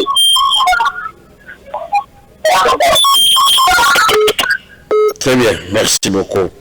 Allô. Allô. Bonsoir Ndeko. Bonsoir Papa Landry. Oui papa. Maître Mike, bonsoir. Bonsoir Ndeko. Maître, venez à plateau et vous défendre Congo gentiment. Il vous a le courage. Donc il y a une question. Questionner. Question en haut. Ok. Gentiment, à foutre à rabattre pour la nuit. Pour ça, on avait créé des services, à créer des services, à des opportunités à petit dans le service, soit dans le fait installation, à vivre dans le travailler la ville à Kinshasa, la charge, on avait foutre à Makate. Papa Batouana, Rombo, Médico, mes gestions, à Gentiment, Mungala Mogo, Papa Kilibanda. Alors, Baluki, Mungala, porte-parole, na Kilibanda. Ce que j'ai dit, la course, na je ne pas faire la course, que ça vous a la gentilité. Voilà, pour qui nous dit à ta terre jaune, qui collège côté Batia, le transformateur de la zone courant une chambre. Qui est le milieu pour lui de courant de la zone pour avoir la séparation. Très bien. Lingito s'est focalisé. Acteurs politiques, ceux qui baillent, boyebi, d'habitude, ils ont la question.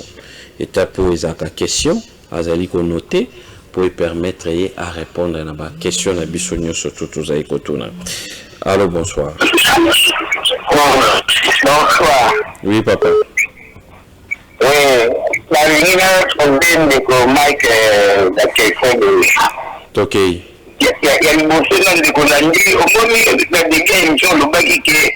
Tant de fans de Pona Moka, mais Pona Montité. Maintenant, des fans de Pona Batibang. Et là, on touche maintenant le bas. La ligne est non, peut-être parce qu'on fait sa vie sur le côté qui est vraiment dans l'élection. Oui, on vient à moi comment le gars est normal. Maintenant, il y a perdu pouvoir. Donc, on va nous faire changement. Maintenant, on a même un cameau qui n'a pas la bango, on a battu le dos de la même cameau pour continuer ici. Le changement, il y a un autre.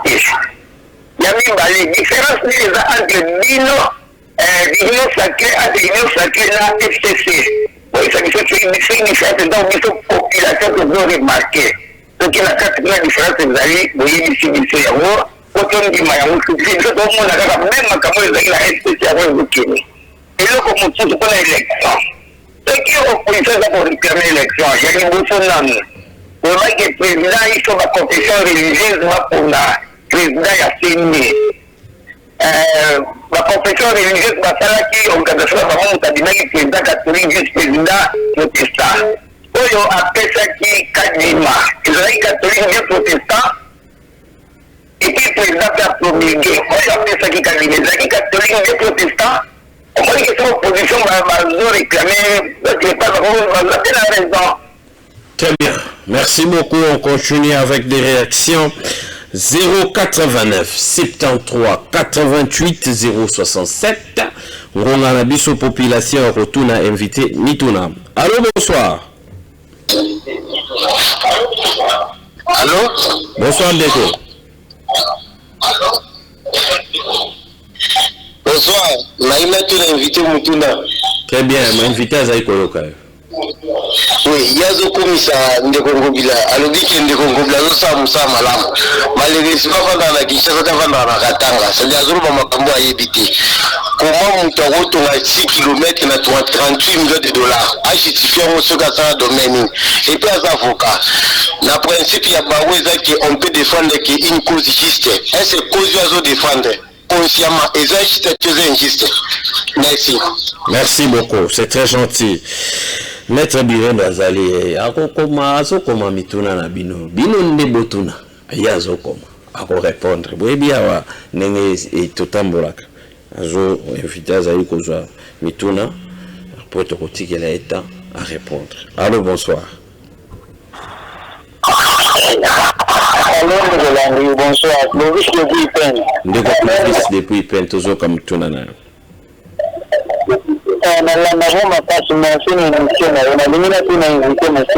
Merci.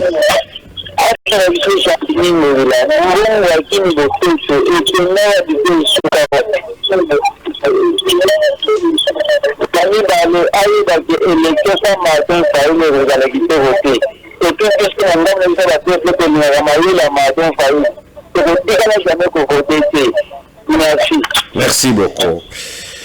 Bon, Akin Bopeto, élection Safayulu et Kizala, élection Moko, Yakito côté 089 73 88 067. Tozali na mopaya a outi au Katanga. Aïe, faut sentir chaleur et dénonçons à Masango. Allô, bonsoir. Bonsoir, Ndeko Landry. Ndeko Mikael na Pesio Mbote. Na Pesite Bino Mbote na plateau. Merci beaucoup. Nalina tuna maître atuna la bongo bila zandu ekosila ka otomoni déjà mikolo tikale mokie omona pende évolution ya grave qui ekoko pesa assurance na ba congolais qui zandu ekosila na télé oya lobaki zandu ekosila ka et puis eza na mbongo moko bazwaka ba taxe na port ya Kimpole babenga yango Kimbuta lelo ekoma hôtel de ville. Est-ce que mbongo wana ekomaka na hôtel de ville te basalaka nango nini puisque mbongo ekotaka ebele bamama bazolela na libongo ata mo eloko ya moke mbongo wana ezwamaka 100 quittance ekomaka na hôtel de ville bayebi yango basalaka nango nini. Merci. Apesi yo merci Ndeko Landry mpona émission na yo namoni SNEL achangere biso bakable nyonso ezalaki na Kinkole a changé yango nyonso bakable nyonso epola ilongwe à cause de mission na yo peut-être nde na déclaraka. Merci. Félicitations. Merci beaucoup, c'est très gentil. Merci.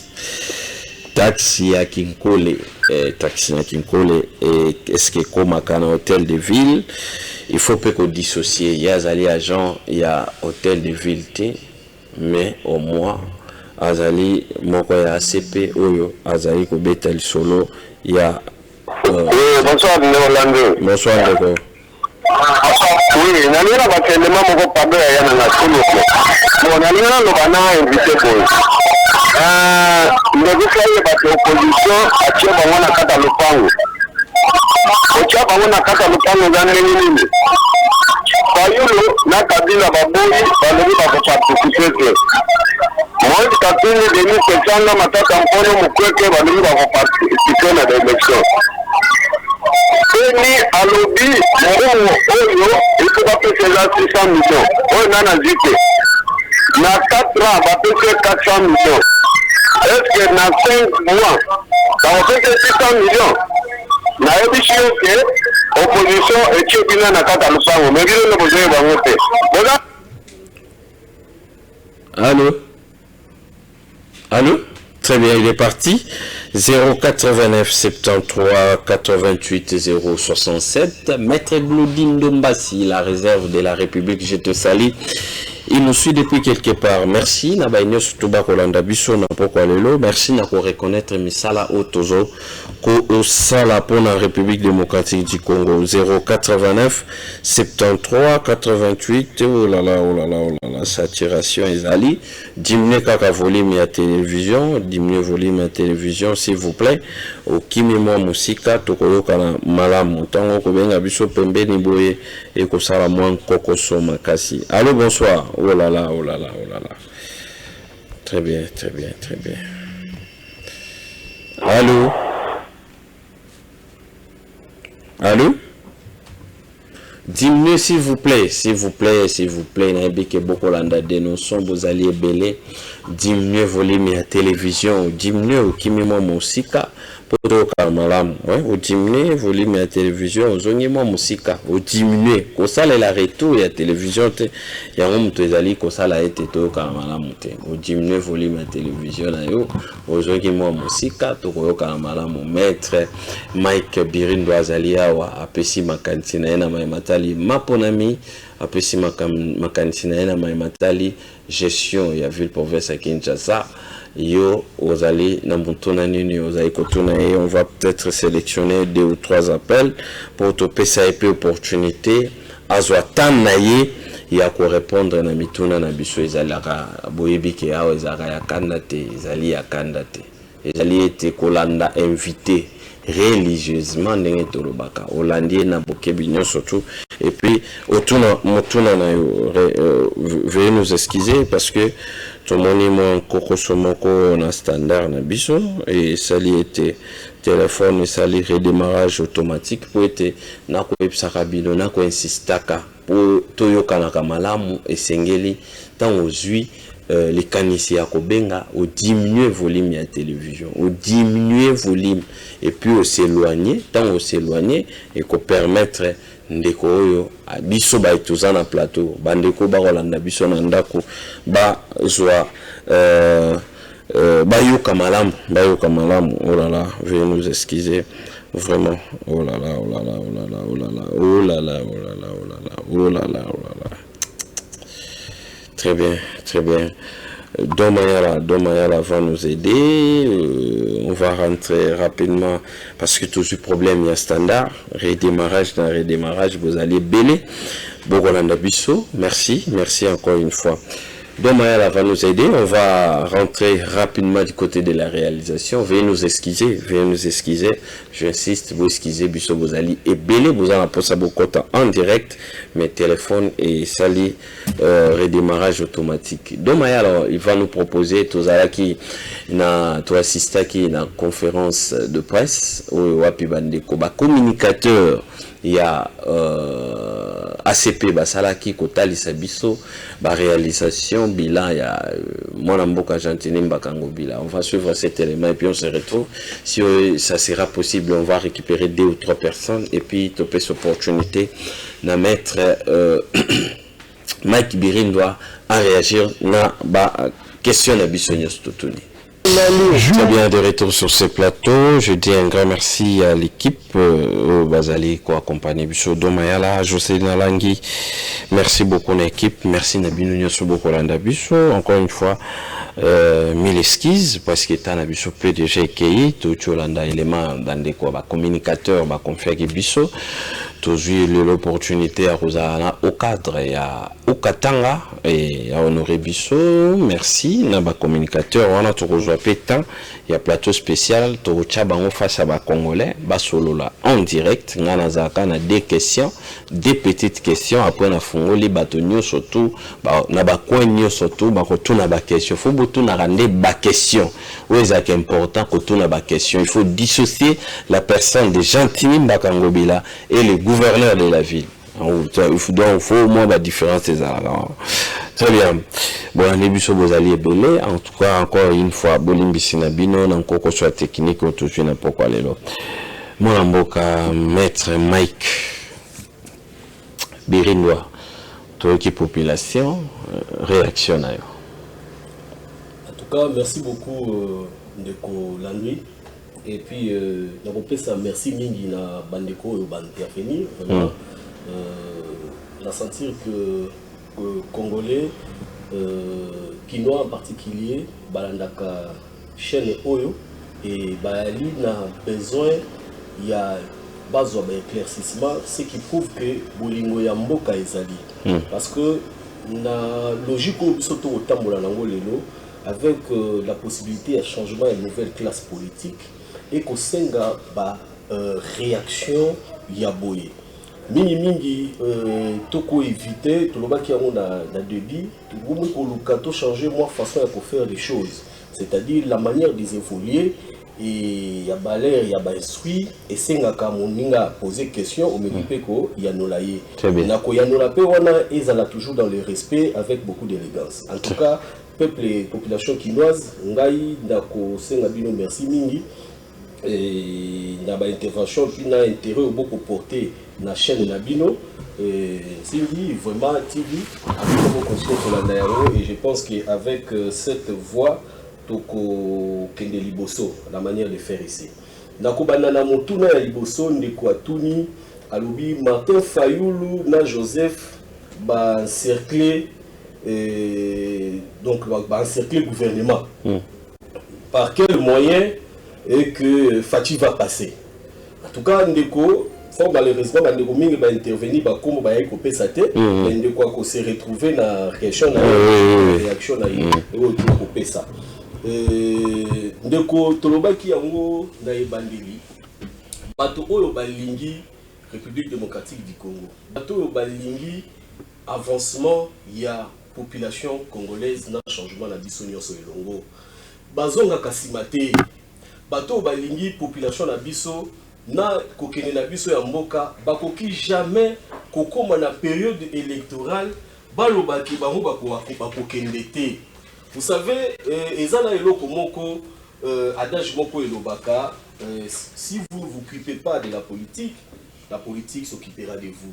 Elingi koloba nini yo esiko yali olobi okosala politique te mais soko sali politique te okoya ko défendre ndenge nini ba enjeu politique parce que yo olobi yo vandaka na ndako ngalinga politique te ndeko landi na tuna ndeko moko olobi ngalinga politique te ngalinga politique te eza pona ya nola bien eza exemple ngamuko na témoignage vivant mokolo moko ndeko azalaki na mpiaka abengai mon président okiko sunganga yo lingaka politique te mo lingaka mbongo ya politicien ponga na osala politique donc comprenez que adage wana expression wana ezu place ezu esika.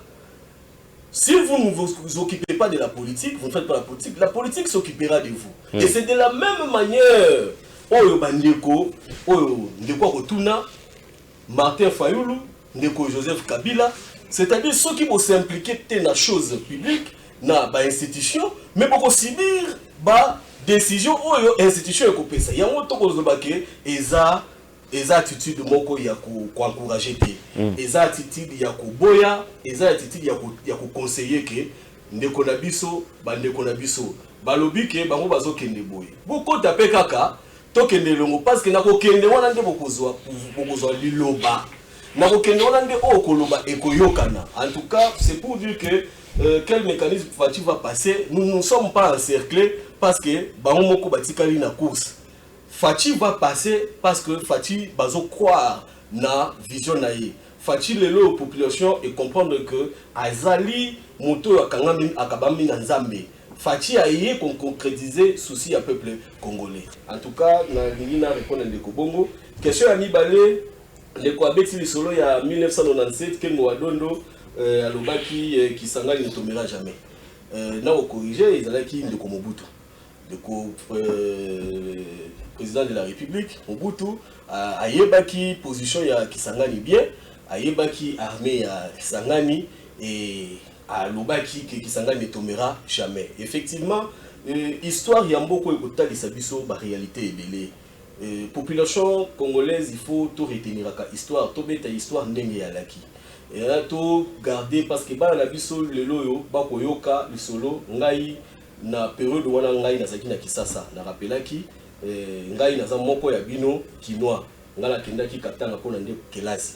Période wana na zalaki pona ko préciser ndeko armée to benaki phase zaïroise ezali lolenge moko tena FRDC. Pourquoi? Régime ya Mobutu ezaki régime oyo population elembaki déjà. Mobutu akomaki ko forcer. Nazo bisabino phase ezalaka pe facilité. To retenir histoire, to kotala boyebi ba exploit oyo phase sala ekenda na mboka Rwanda, et sala ba makambo boyebi ba opération to kenda na ba Libye, to sala ba opération. Donc il y a pas à rappeler, mais on peut encore le faire. C'est ça pour la Kolobake. Le problème, vous devez savoir que forces armées et tambolaka na moral ya population. force armée etambolaka na encouragement au biso tokopesa bana ya mboka na kosenga na conscience congolaise biso na moko sika toyali tomonaka mama mokonzi abimisaki bapolo mama Denise Jacques nous saluons la première dame, initiative très louable. Oh tomonaki mama alobi to sa nini na moni bapolo ebimi soutien aux forces armées de la République démocratique du Congo. Soda na biso a besoin amonake to ko soutenir na bango. Pour armée na biso a besoin amonake to ko tambola to ko pesa bango courage. Moral ceux qui toloni Congo la biso eke ne liboso eke ba soda la biso ba ke na fond. D'ailleurs to raisonnable eloko moko. Mais ba ndeko to ko critiquer wana. Phare de na biso. N'est-ce pas que ezali ba ndeko na biso ba congolais. Ezali cousin ya moko, ezali tata ya moko, tata leki, ezali noko. C'est-à-dire que eza ba ndeko na biso nde ba ko kende ba ko kufaka na fond. Armée ya biso ya lelo eza ko comparer te na armée ya deuxième république pour que vous puissiez comprendre que les population congolaise eza même morale eza na attitude moko ya encourager FARDC. Voilà pourquoi la kolba ke fatia kolonga FARDC na biso ekolonga parce que biso à tout moment to encourager FARDC. Bien, voilà. Très bien. Donc comment quoi Touni en quoi je crois que c'est la même question. Gentini Ngobila ne paye pas pourquoi. D'ailleurs, Nerombo, on en avait parlé et puis on l'avait éjecté. Nako pesa likanissimoko na besoin question oyo na question ya ndeko oyo a lobina suka ezali presque question moko il parle de l'argent de Kinilopeto et tout. Tolobaki yango tantôt, ne mélangeons pas les choses. La gestion il y a paye neuf oh ils ont ça la gouvernorat na la personne de Gentini Ngobila touti na mboka oyo musika tolobaki yango tantôt Gentini Ngobila azali gouverneur il faut boyeba il y a des actions oyo se posaka na kati ya gouvernorat et puis na gestion il y a affaire il y a province surtout province au Neti Kisasa, ils allaient ville et en même temps ils allaient province na kati ya capitale. C'est-à-dire ils ont la réalisation mususu ils ont une implication il y a gouvernement national. Tozala qui n'a pas possibilité au gouvernement chaka en place au babengi ba rétrocession. Boyebi système wana ya 40% qui doit revenir au niveau de la province et permettre à ce que la province puisse survivre, ok. Et puis il y a eu ce qu'on appelle aussi les entités décentralisées. Voilà, tout ça, bah, recette wana permettre à ce que le gouvernement puisse respirer. Donc tenir jamais gouvernement d'administration centrale rigueur. Moi je pense que il faut comprendre les aspects autoloba qui il y a gestion. Il y a Mbongo, il faut les hommes à niveau de la province, parce que ceux qui votent bien, il y a toujours quelque chose que le gouvernement national, ils ont devoir à niveau de la province, pour que permettre une possibilité, il y a pour gérer certaines affectations, certaines dépenses. C'est ainsi que Gentini Ngobila, il y a un autre qui te dissocié la personne de Gentini Ngobila, qui met de sa volonté. Il s'est dit qu'il doit faire les deux choses à la fois. Parce que Arotika Namouté, Arotika Mogote. Alobi, Toké na balabala. Ça y va balabala, électrification. Vous voyez que Ngai, tant on a Kita, Soko Tali, au bandi aéroport, au bandi Kokita. Au moins, Soko Kita, au leki Kanseta, au leki Badara. Au Kiti, na se, na pont, Mayo Beni Chwengi. Kala biso toyeba ki côté wana batu bayi ko kufa bibembe zali ko sali bolamuki na tongo ko na batu bako tout ça pourquoi manque d'électricité. Lelo ata tonga soki ko yokolokota. En tout cas, nous avons compris que il y a la personne de Ngobila dans la gestion du gouverneur en séparant le gouvernorat en séparant au gouverneur. C'est-à-dire il y a cette possibilité autour au monde que Ngobila il met de sa volonté na kati ya gestion en province. À comprendre qu'il faut à Sunga une partie, à Salipé une partie. Vous savez, gestion, il y a pas un paiement, et ça gestion où il faut toucher la société. Tokolobate ki Ngobila asali 100%, Gentini Ngobila aza moto oyo asali ya mingi, asali pe par rapport à la disponibilité. Tokozwa ndeko alobi quelle différence y a-t-il entre FCC, Union Sacrée, opposition? Voilà la différence. En tout cas, différence est yali. Différence est yali parce que FCC est yali dans nous batoyo, baboyi dans nous kota mo la vision il y a chef de l'État. Parce que ce qu'on lit au tambola, au lit avancement ya mboka, il faut au tambola elongo moko. Ba oyo baza la Union Sacrée, baza ba oyo bandimi to tambola na vision ya chef de l'État. Différence ezali parce que bawana ba komi ko se considérer dans l'opposition et l'Union Sacrée ce n'est pas l'opposition. En tout cas, différence sur la moya moi qui ne croise dans détail sur il y a bakisa. Sur le plan gestion peut-être questionner, c'est bon. Vous gérez différemment avec effectivement Bogota là que tous gérer différemment. Na opesa exemple mon corps de Colandri ngayo na ali témoignage vivant. Dans la vision du chef d'État lobaki eloko ya liboso ezali nano l'état des droits. Il a asali truc à promouvoir l'état des droits. Ngayo komona peut-être bandeko ba koyeba te s'occuper c'est un tenant na bokiko pesa bilili. Ngai nazali témoignage ba bengi ya état des droits. Na kati ya province ya Okatanga ngai na subir ba attaque oyo ba bengi ngai rebelle rwandais qui na kotisaka ba conteneur ya ba minduki. Na yebisi bino ndeko lisolo wana ye tango ekuti ngai vidéo ezate ke audio vidéo ba tie photo na ngai na o se souvenir na lataka veste na ngai ya mariage bazu ba tie photo wana balobi na za rebelle ngai mutu na kotisaka minduki. Ndeko ekosekisa yo na pasaki période de mabe. Et je me suis rappelé que directement dans le bilan, président de la République Alobaki, Toza na état des droits. Qu'est-ce que je devais faire? J'ai dû quitter en cascade la province du Haut-Katanga pour arriver à Kinshasa. J'ai saisi le procureur général à la Cour de cassation. J'ai saisi l'auditorat général pour dénoncer que eza ba diffamation, eza ba imputation dommageable oyo kenga na okikondima tenga mwana mboka congolais na koyela kisasa ba ndeko ya lilo na komi rwandais. Tout ça parce que na otamo elongo na Fachi. Fachi ayiba kingaite.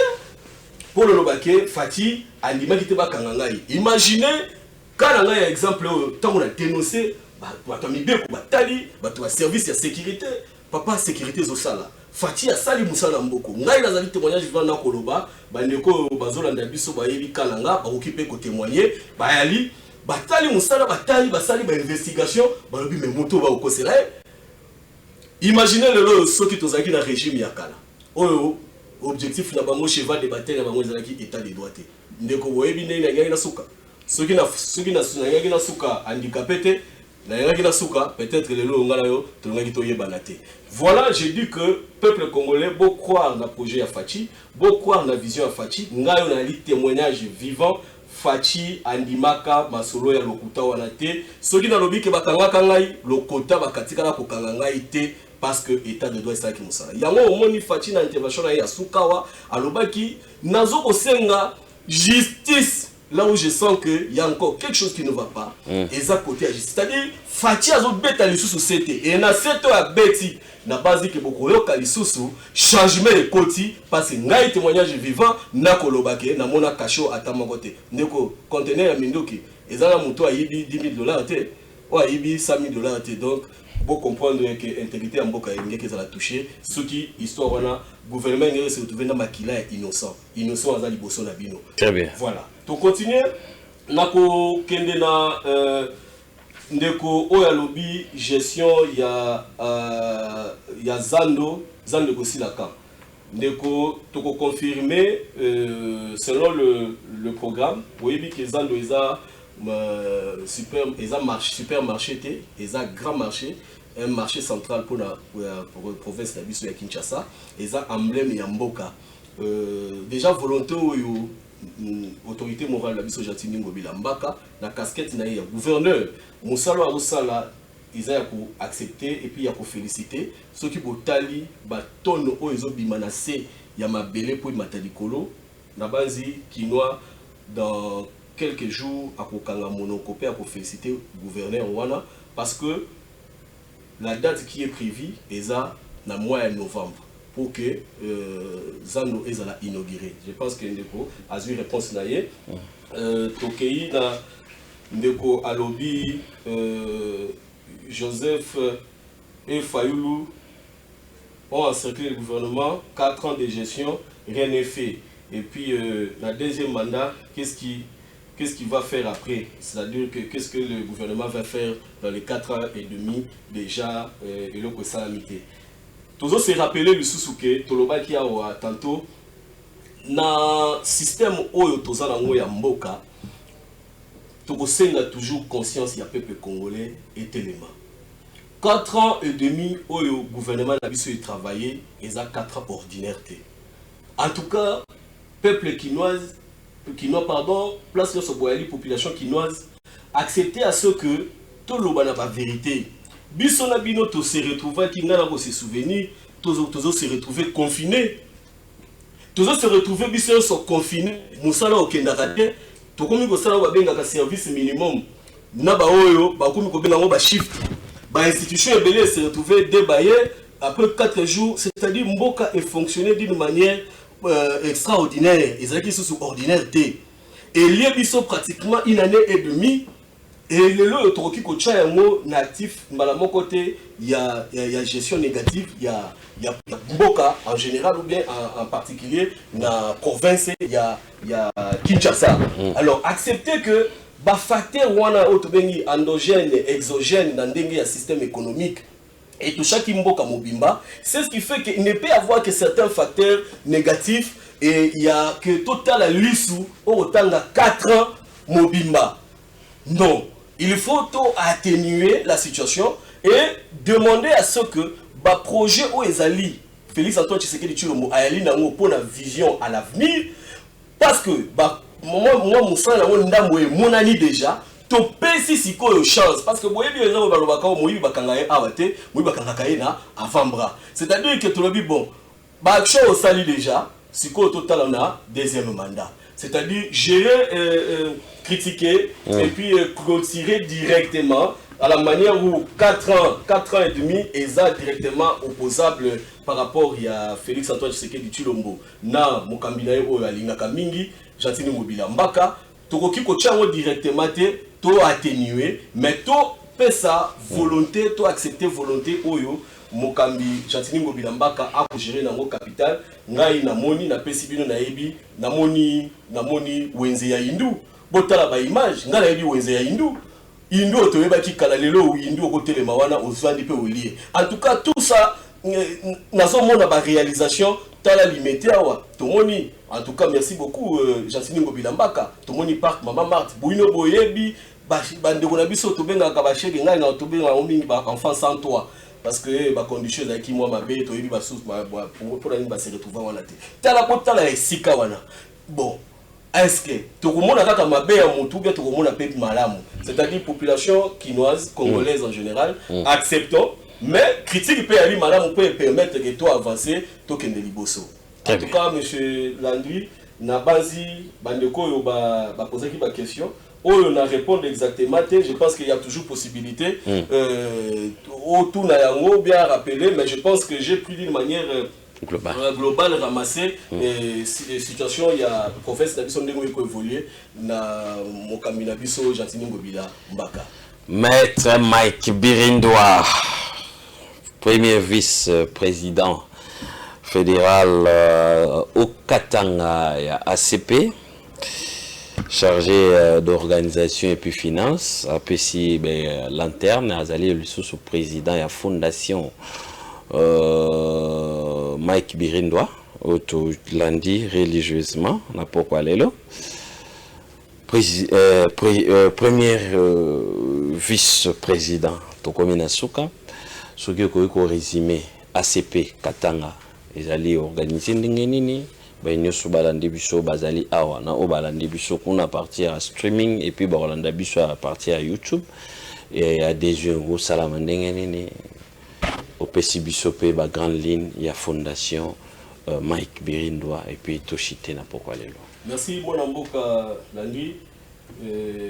N'a précisé au niveau de la province pour fonctionner, Nazali la président fédéral de camarade Gabriel Zay, nous travaillons avec une très bonne collaboration. Et Ngai Nazali premier vice, c'est-à-dire Walandi Nasima, na Bengami na Kombo ya Mike Birindo à Mouchagalusa. Kanga Kombo na Bazeli na Moulaï, voilà, et Nazali na Waya Landingai, deuxième vice-président en charge de la mobilisation, Ndeko Prince Mokaz, Ayali, c'est-à-dire que toko fonctionner dans le système wana baba ya ligue de femmes bazali madame Dobissa fina ba vice naye na kati ya ACP toza vraiment na système moko ya gestion oyo eza statutairement posé et puis ils ont pris sa biso ba orientation directement à ce niveau ya secrétariat général avec son excellence Charles Mbuta Mutu Luanga, mais sous supervision du président national Jantini Ngobila Mbaka, Yende a décidé qu'à Souka, attitude et puis fonctionnement d'un toko évolué, ainsi que les secrétaires nationaux avec leurs attributions précises pour que parti évolue. La province de Katanga, toujours signaler toujours que des gens ils ont continué. En tout cas, et ça ne passe pas chaque 2 jours pour que nous puissions enregistrer les adhésions. D'ailleurs, tout comme il faut penser comment nous pouvons revoir un peu notre siège au niveau provincial parce que nous commençons à enregistrer plusieurs vraiment adhésions.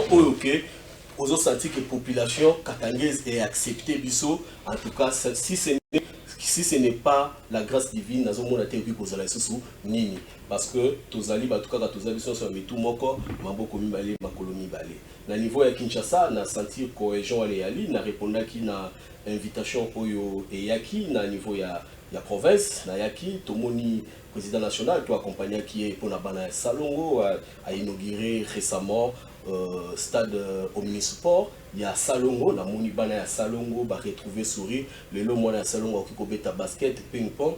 Et n'a pas dit que l'autorité morale a un talent caché. Bon, vraiment, c'est un sportif approuvé qui est natif.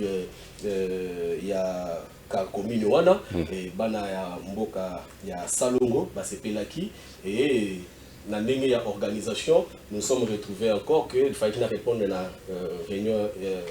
Il y a ma communicateur na biso conférence sur les kaki. Je sens qu'il y a de la cohésion. Vous sentez que c'est un parti ordonné, parti où ils ont promettre une nouvelle classe politique pour donner enfin le deuxième mandat à Félix Antoine Tshisekedi Tshilombo, afin que nous puissions que la population congolaise puisse regagner son sourire et que tout comme on a un projet réalisable parce que Fati a beaucoup la possibilité à réaliser pour l'Union Soatiki la Simanao. Très bien, toi, Fondation Birindoa et mon. En tout cas, je demande à ce que la Fondation Mike Birindoa reste toujours en esprit, tel que nous avons toujours dit. Nous avions choisi ACP comme notre cher et beau parti. Nous allons accompagner le président de la République. Je leur demande toujours d'être basique à la soudée. Tango na kozonga to considérer ba programme auto parce que tozali na opération oyo tobengi 2023 Fati ou rien première édition il est qui déjà là espace la biso qui j'ai village Kodba na retour na là to continuer encore avec la fondation et avec toutes les structures qui accompagnent l'ACP comme les femmes d'aujourd'hui, dynamique pour les femmes de développement et puis tozali la génération Batate du Congo. Nyonso wana eza ba structure ou ba kambami ba koya pour Tosunga, Alliance des Congolais progressistes ACP, afin que Félix Antoine Tshisekedi Tshilombo a raflé bas siège. Très bien, moi Mboka, maître Mike Birindoa, merci encore une fois d'être passé un mot par rapport à l'émission des Nomsons. Vraiment, cher frère Landry, cette émission m'a permis à ce que je puisse être encore en contact avec la population quinoise. Je rappelle encore que je suis votre frère, donc je suis venu d'ici. Comprenez que le Congo est vaste. Le Congo est vaste, et Katanga aussi c'est notre province, c'est toujours le Congo. La population louchoise m'a aussi accepté. J'aimerais à ce que ça soit un modèle pour toutes les provinces, c'est-à-dire que nous devons combattre le tribalisme. Le Congo, ce n'est pas le tribalisme, c'est ça, c'est la vision du chef de l'État. Cette émission est vraiment de grande taille et louable parce que je sens que l'audition, il y a vraiment, ça passe d'une manière générale et que ça touche vraiment la population. Nous encourageons les initiateurs, nous serons toujours là quand vous aurez besoin de nous. Pourquoi pas vous déplacer aussi, palper la réalité dans la province du Haut-Katanga et que notre gouverneur aussi de la province, Jacques Kaboula Katwe, qui est d'ailleurs le représentant de l'Union Sacrée au niveau de la province, pour plus aussi apprendre de cette grande chaîne de taille nationale. Très bien. Merci encore une fois. Merci beaucoup parce qu'il a accepté notre invitation. Maître Mike Birindois, président de la fondation qui porte son nom, Fondation Mike Birindois, et puis il est premier vice-président fédéral ACP au Katanga et chargé d'organisation et de finances. Merci encore une fois à tous les fidèles téléspectateurs qui nous ont suivis. Je présente encore mes esquisses pour ce petit problème technique. Merci. Demain déjà, retrouver la rediffusion de cette émission à 8h15, la R de Kinshasa, et puis un nouveau numéro à 19h30, R de Kinshasa. Merci encore une fois à l'autorité morale honorable Ntingi Polo, le cerveau Pichou, pour ces beaux quatre. On va se retrouver demain avec le même plaisir. Merci beaucoup. La plupart des Congolais, tous les journaliers. On dit jour, la journée de Bimibo, on a coutani na journalier. La journalier.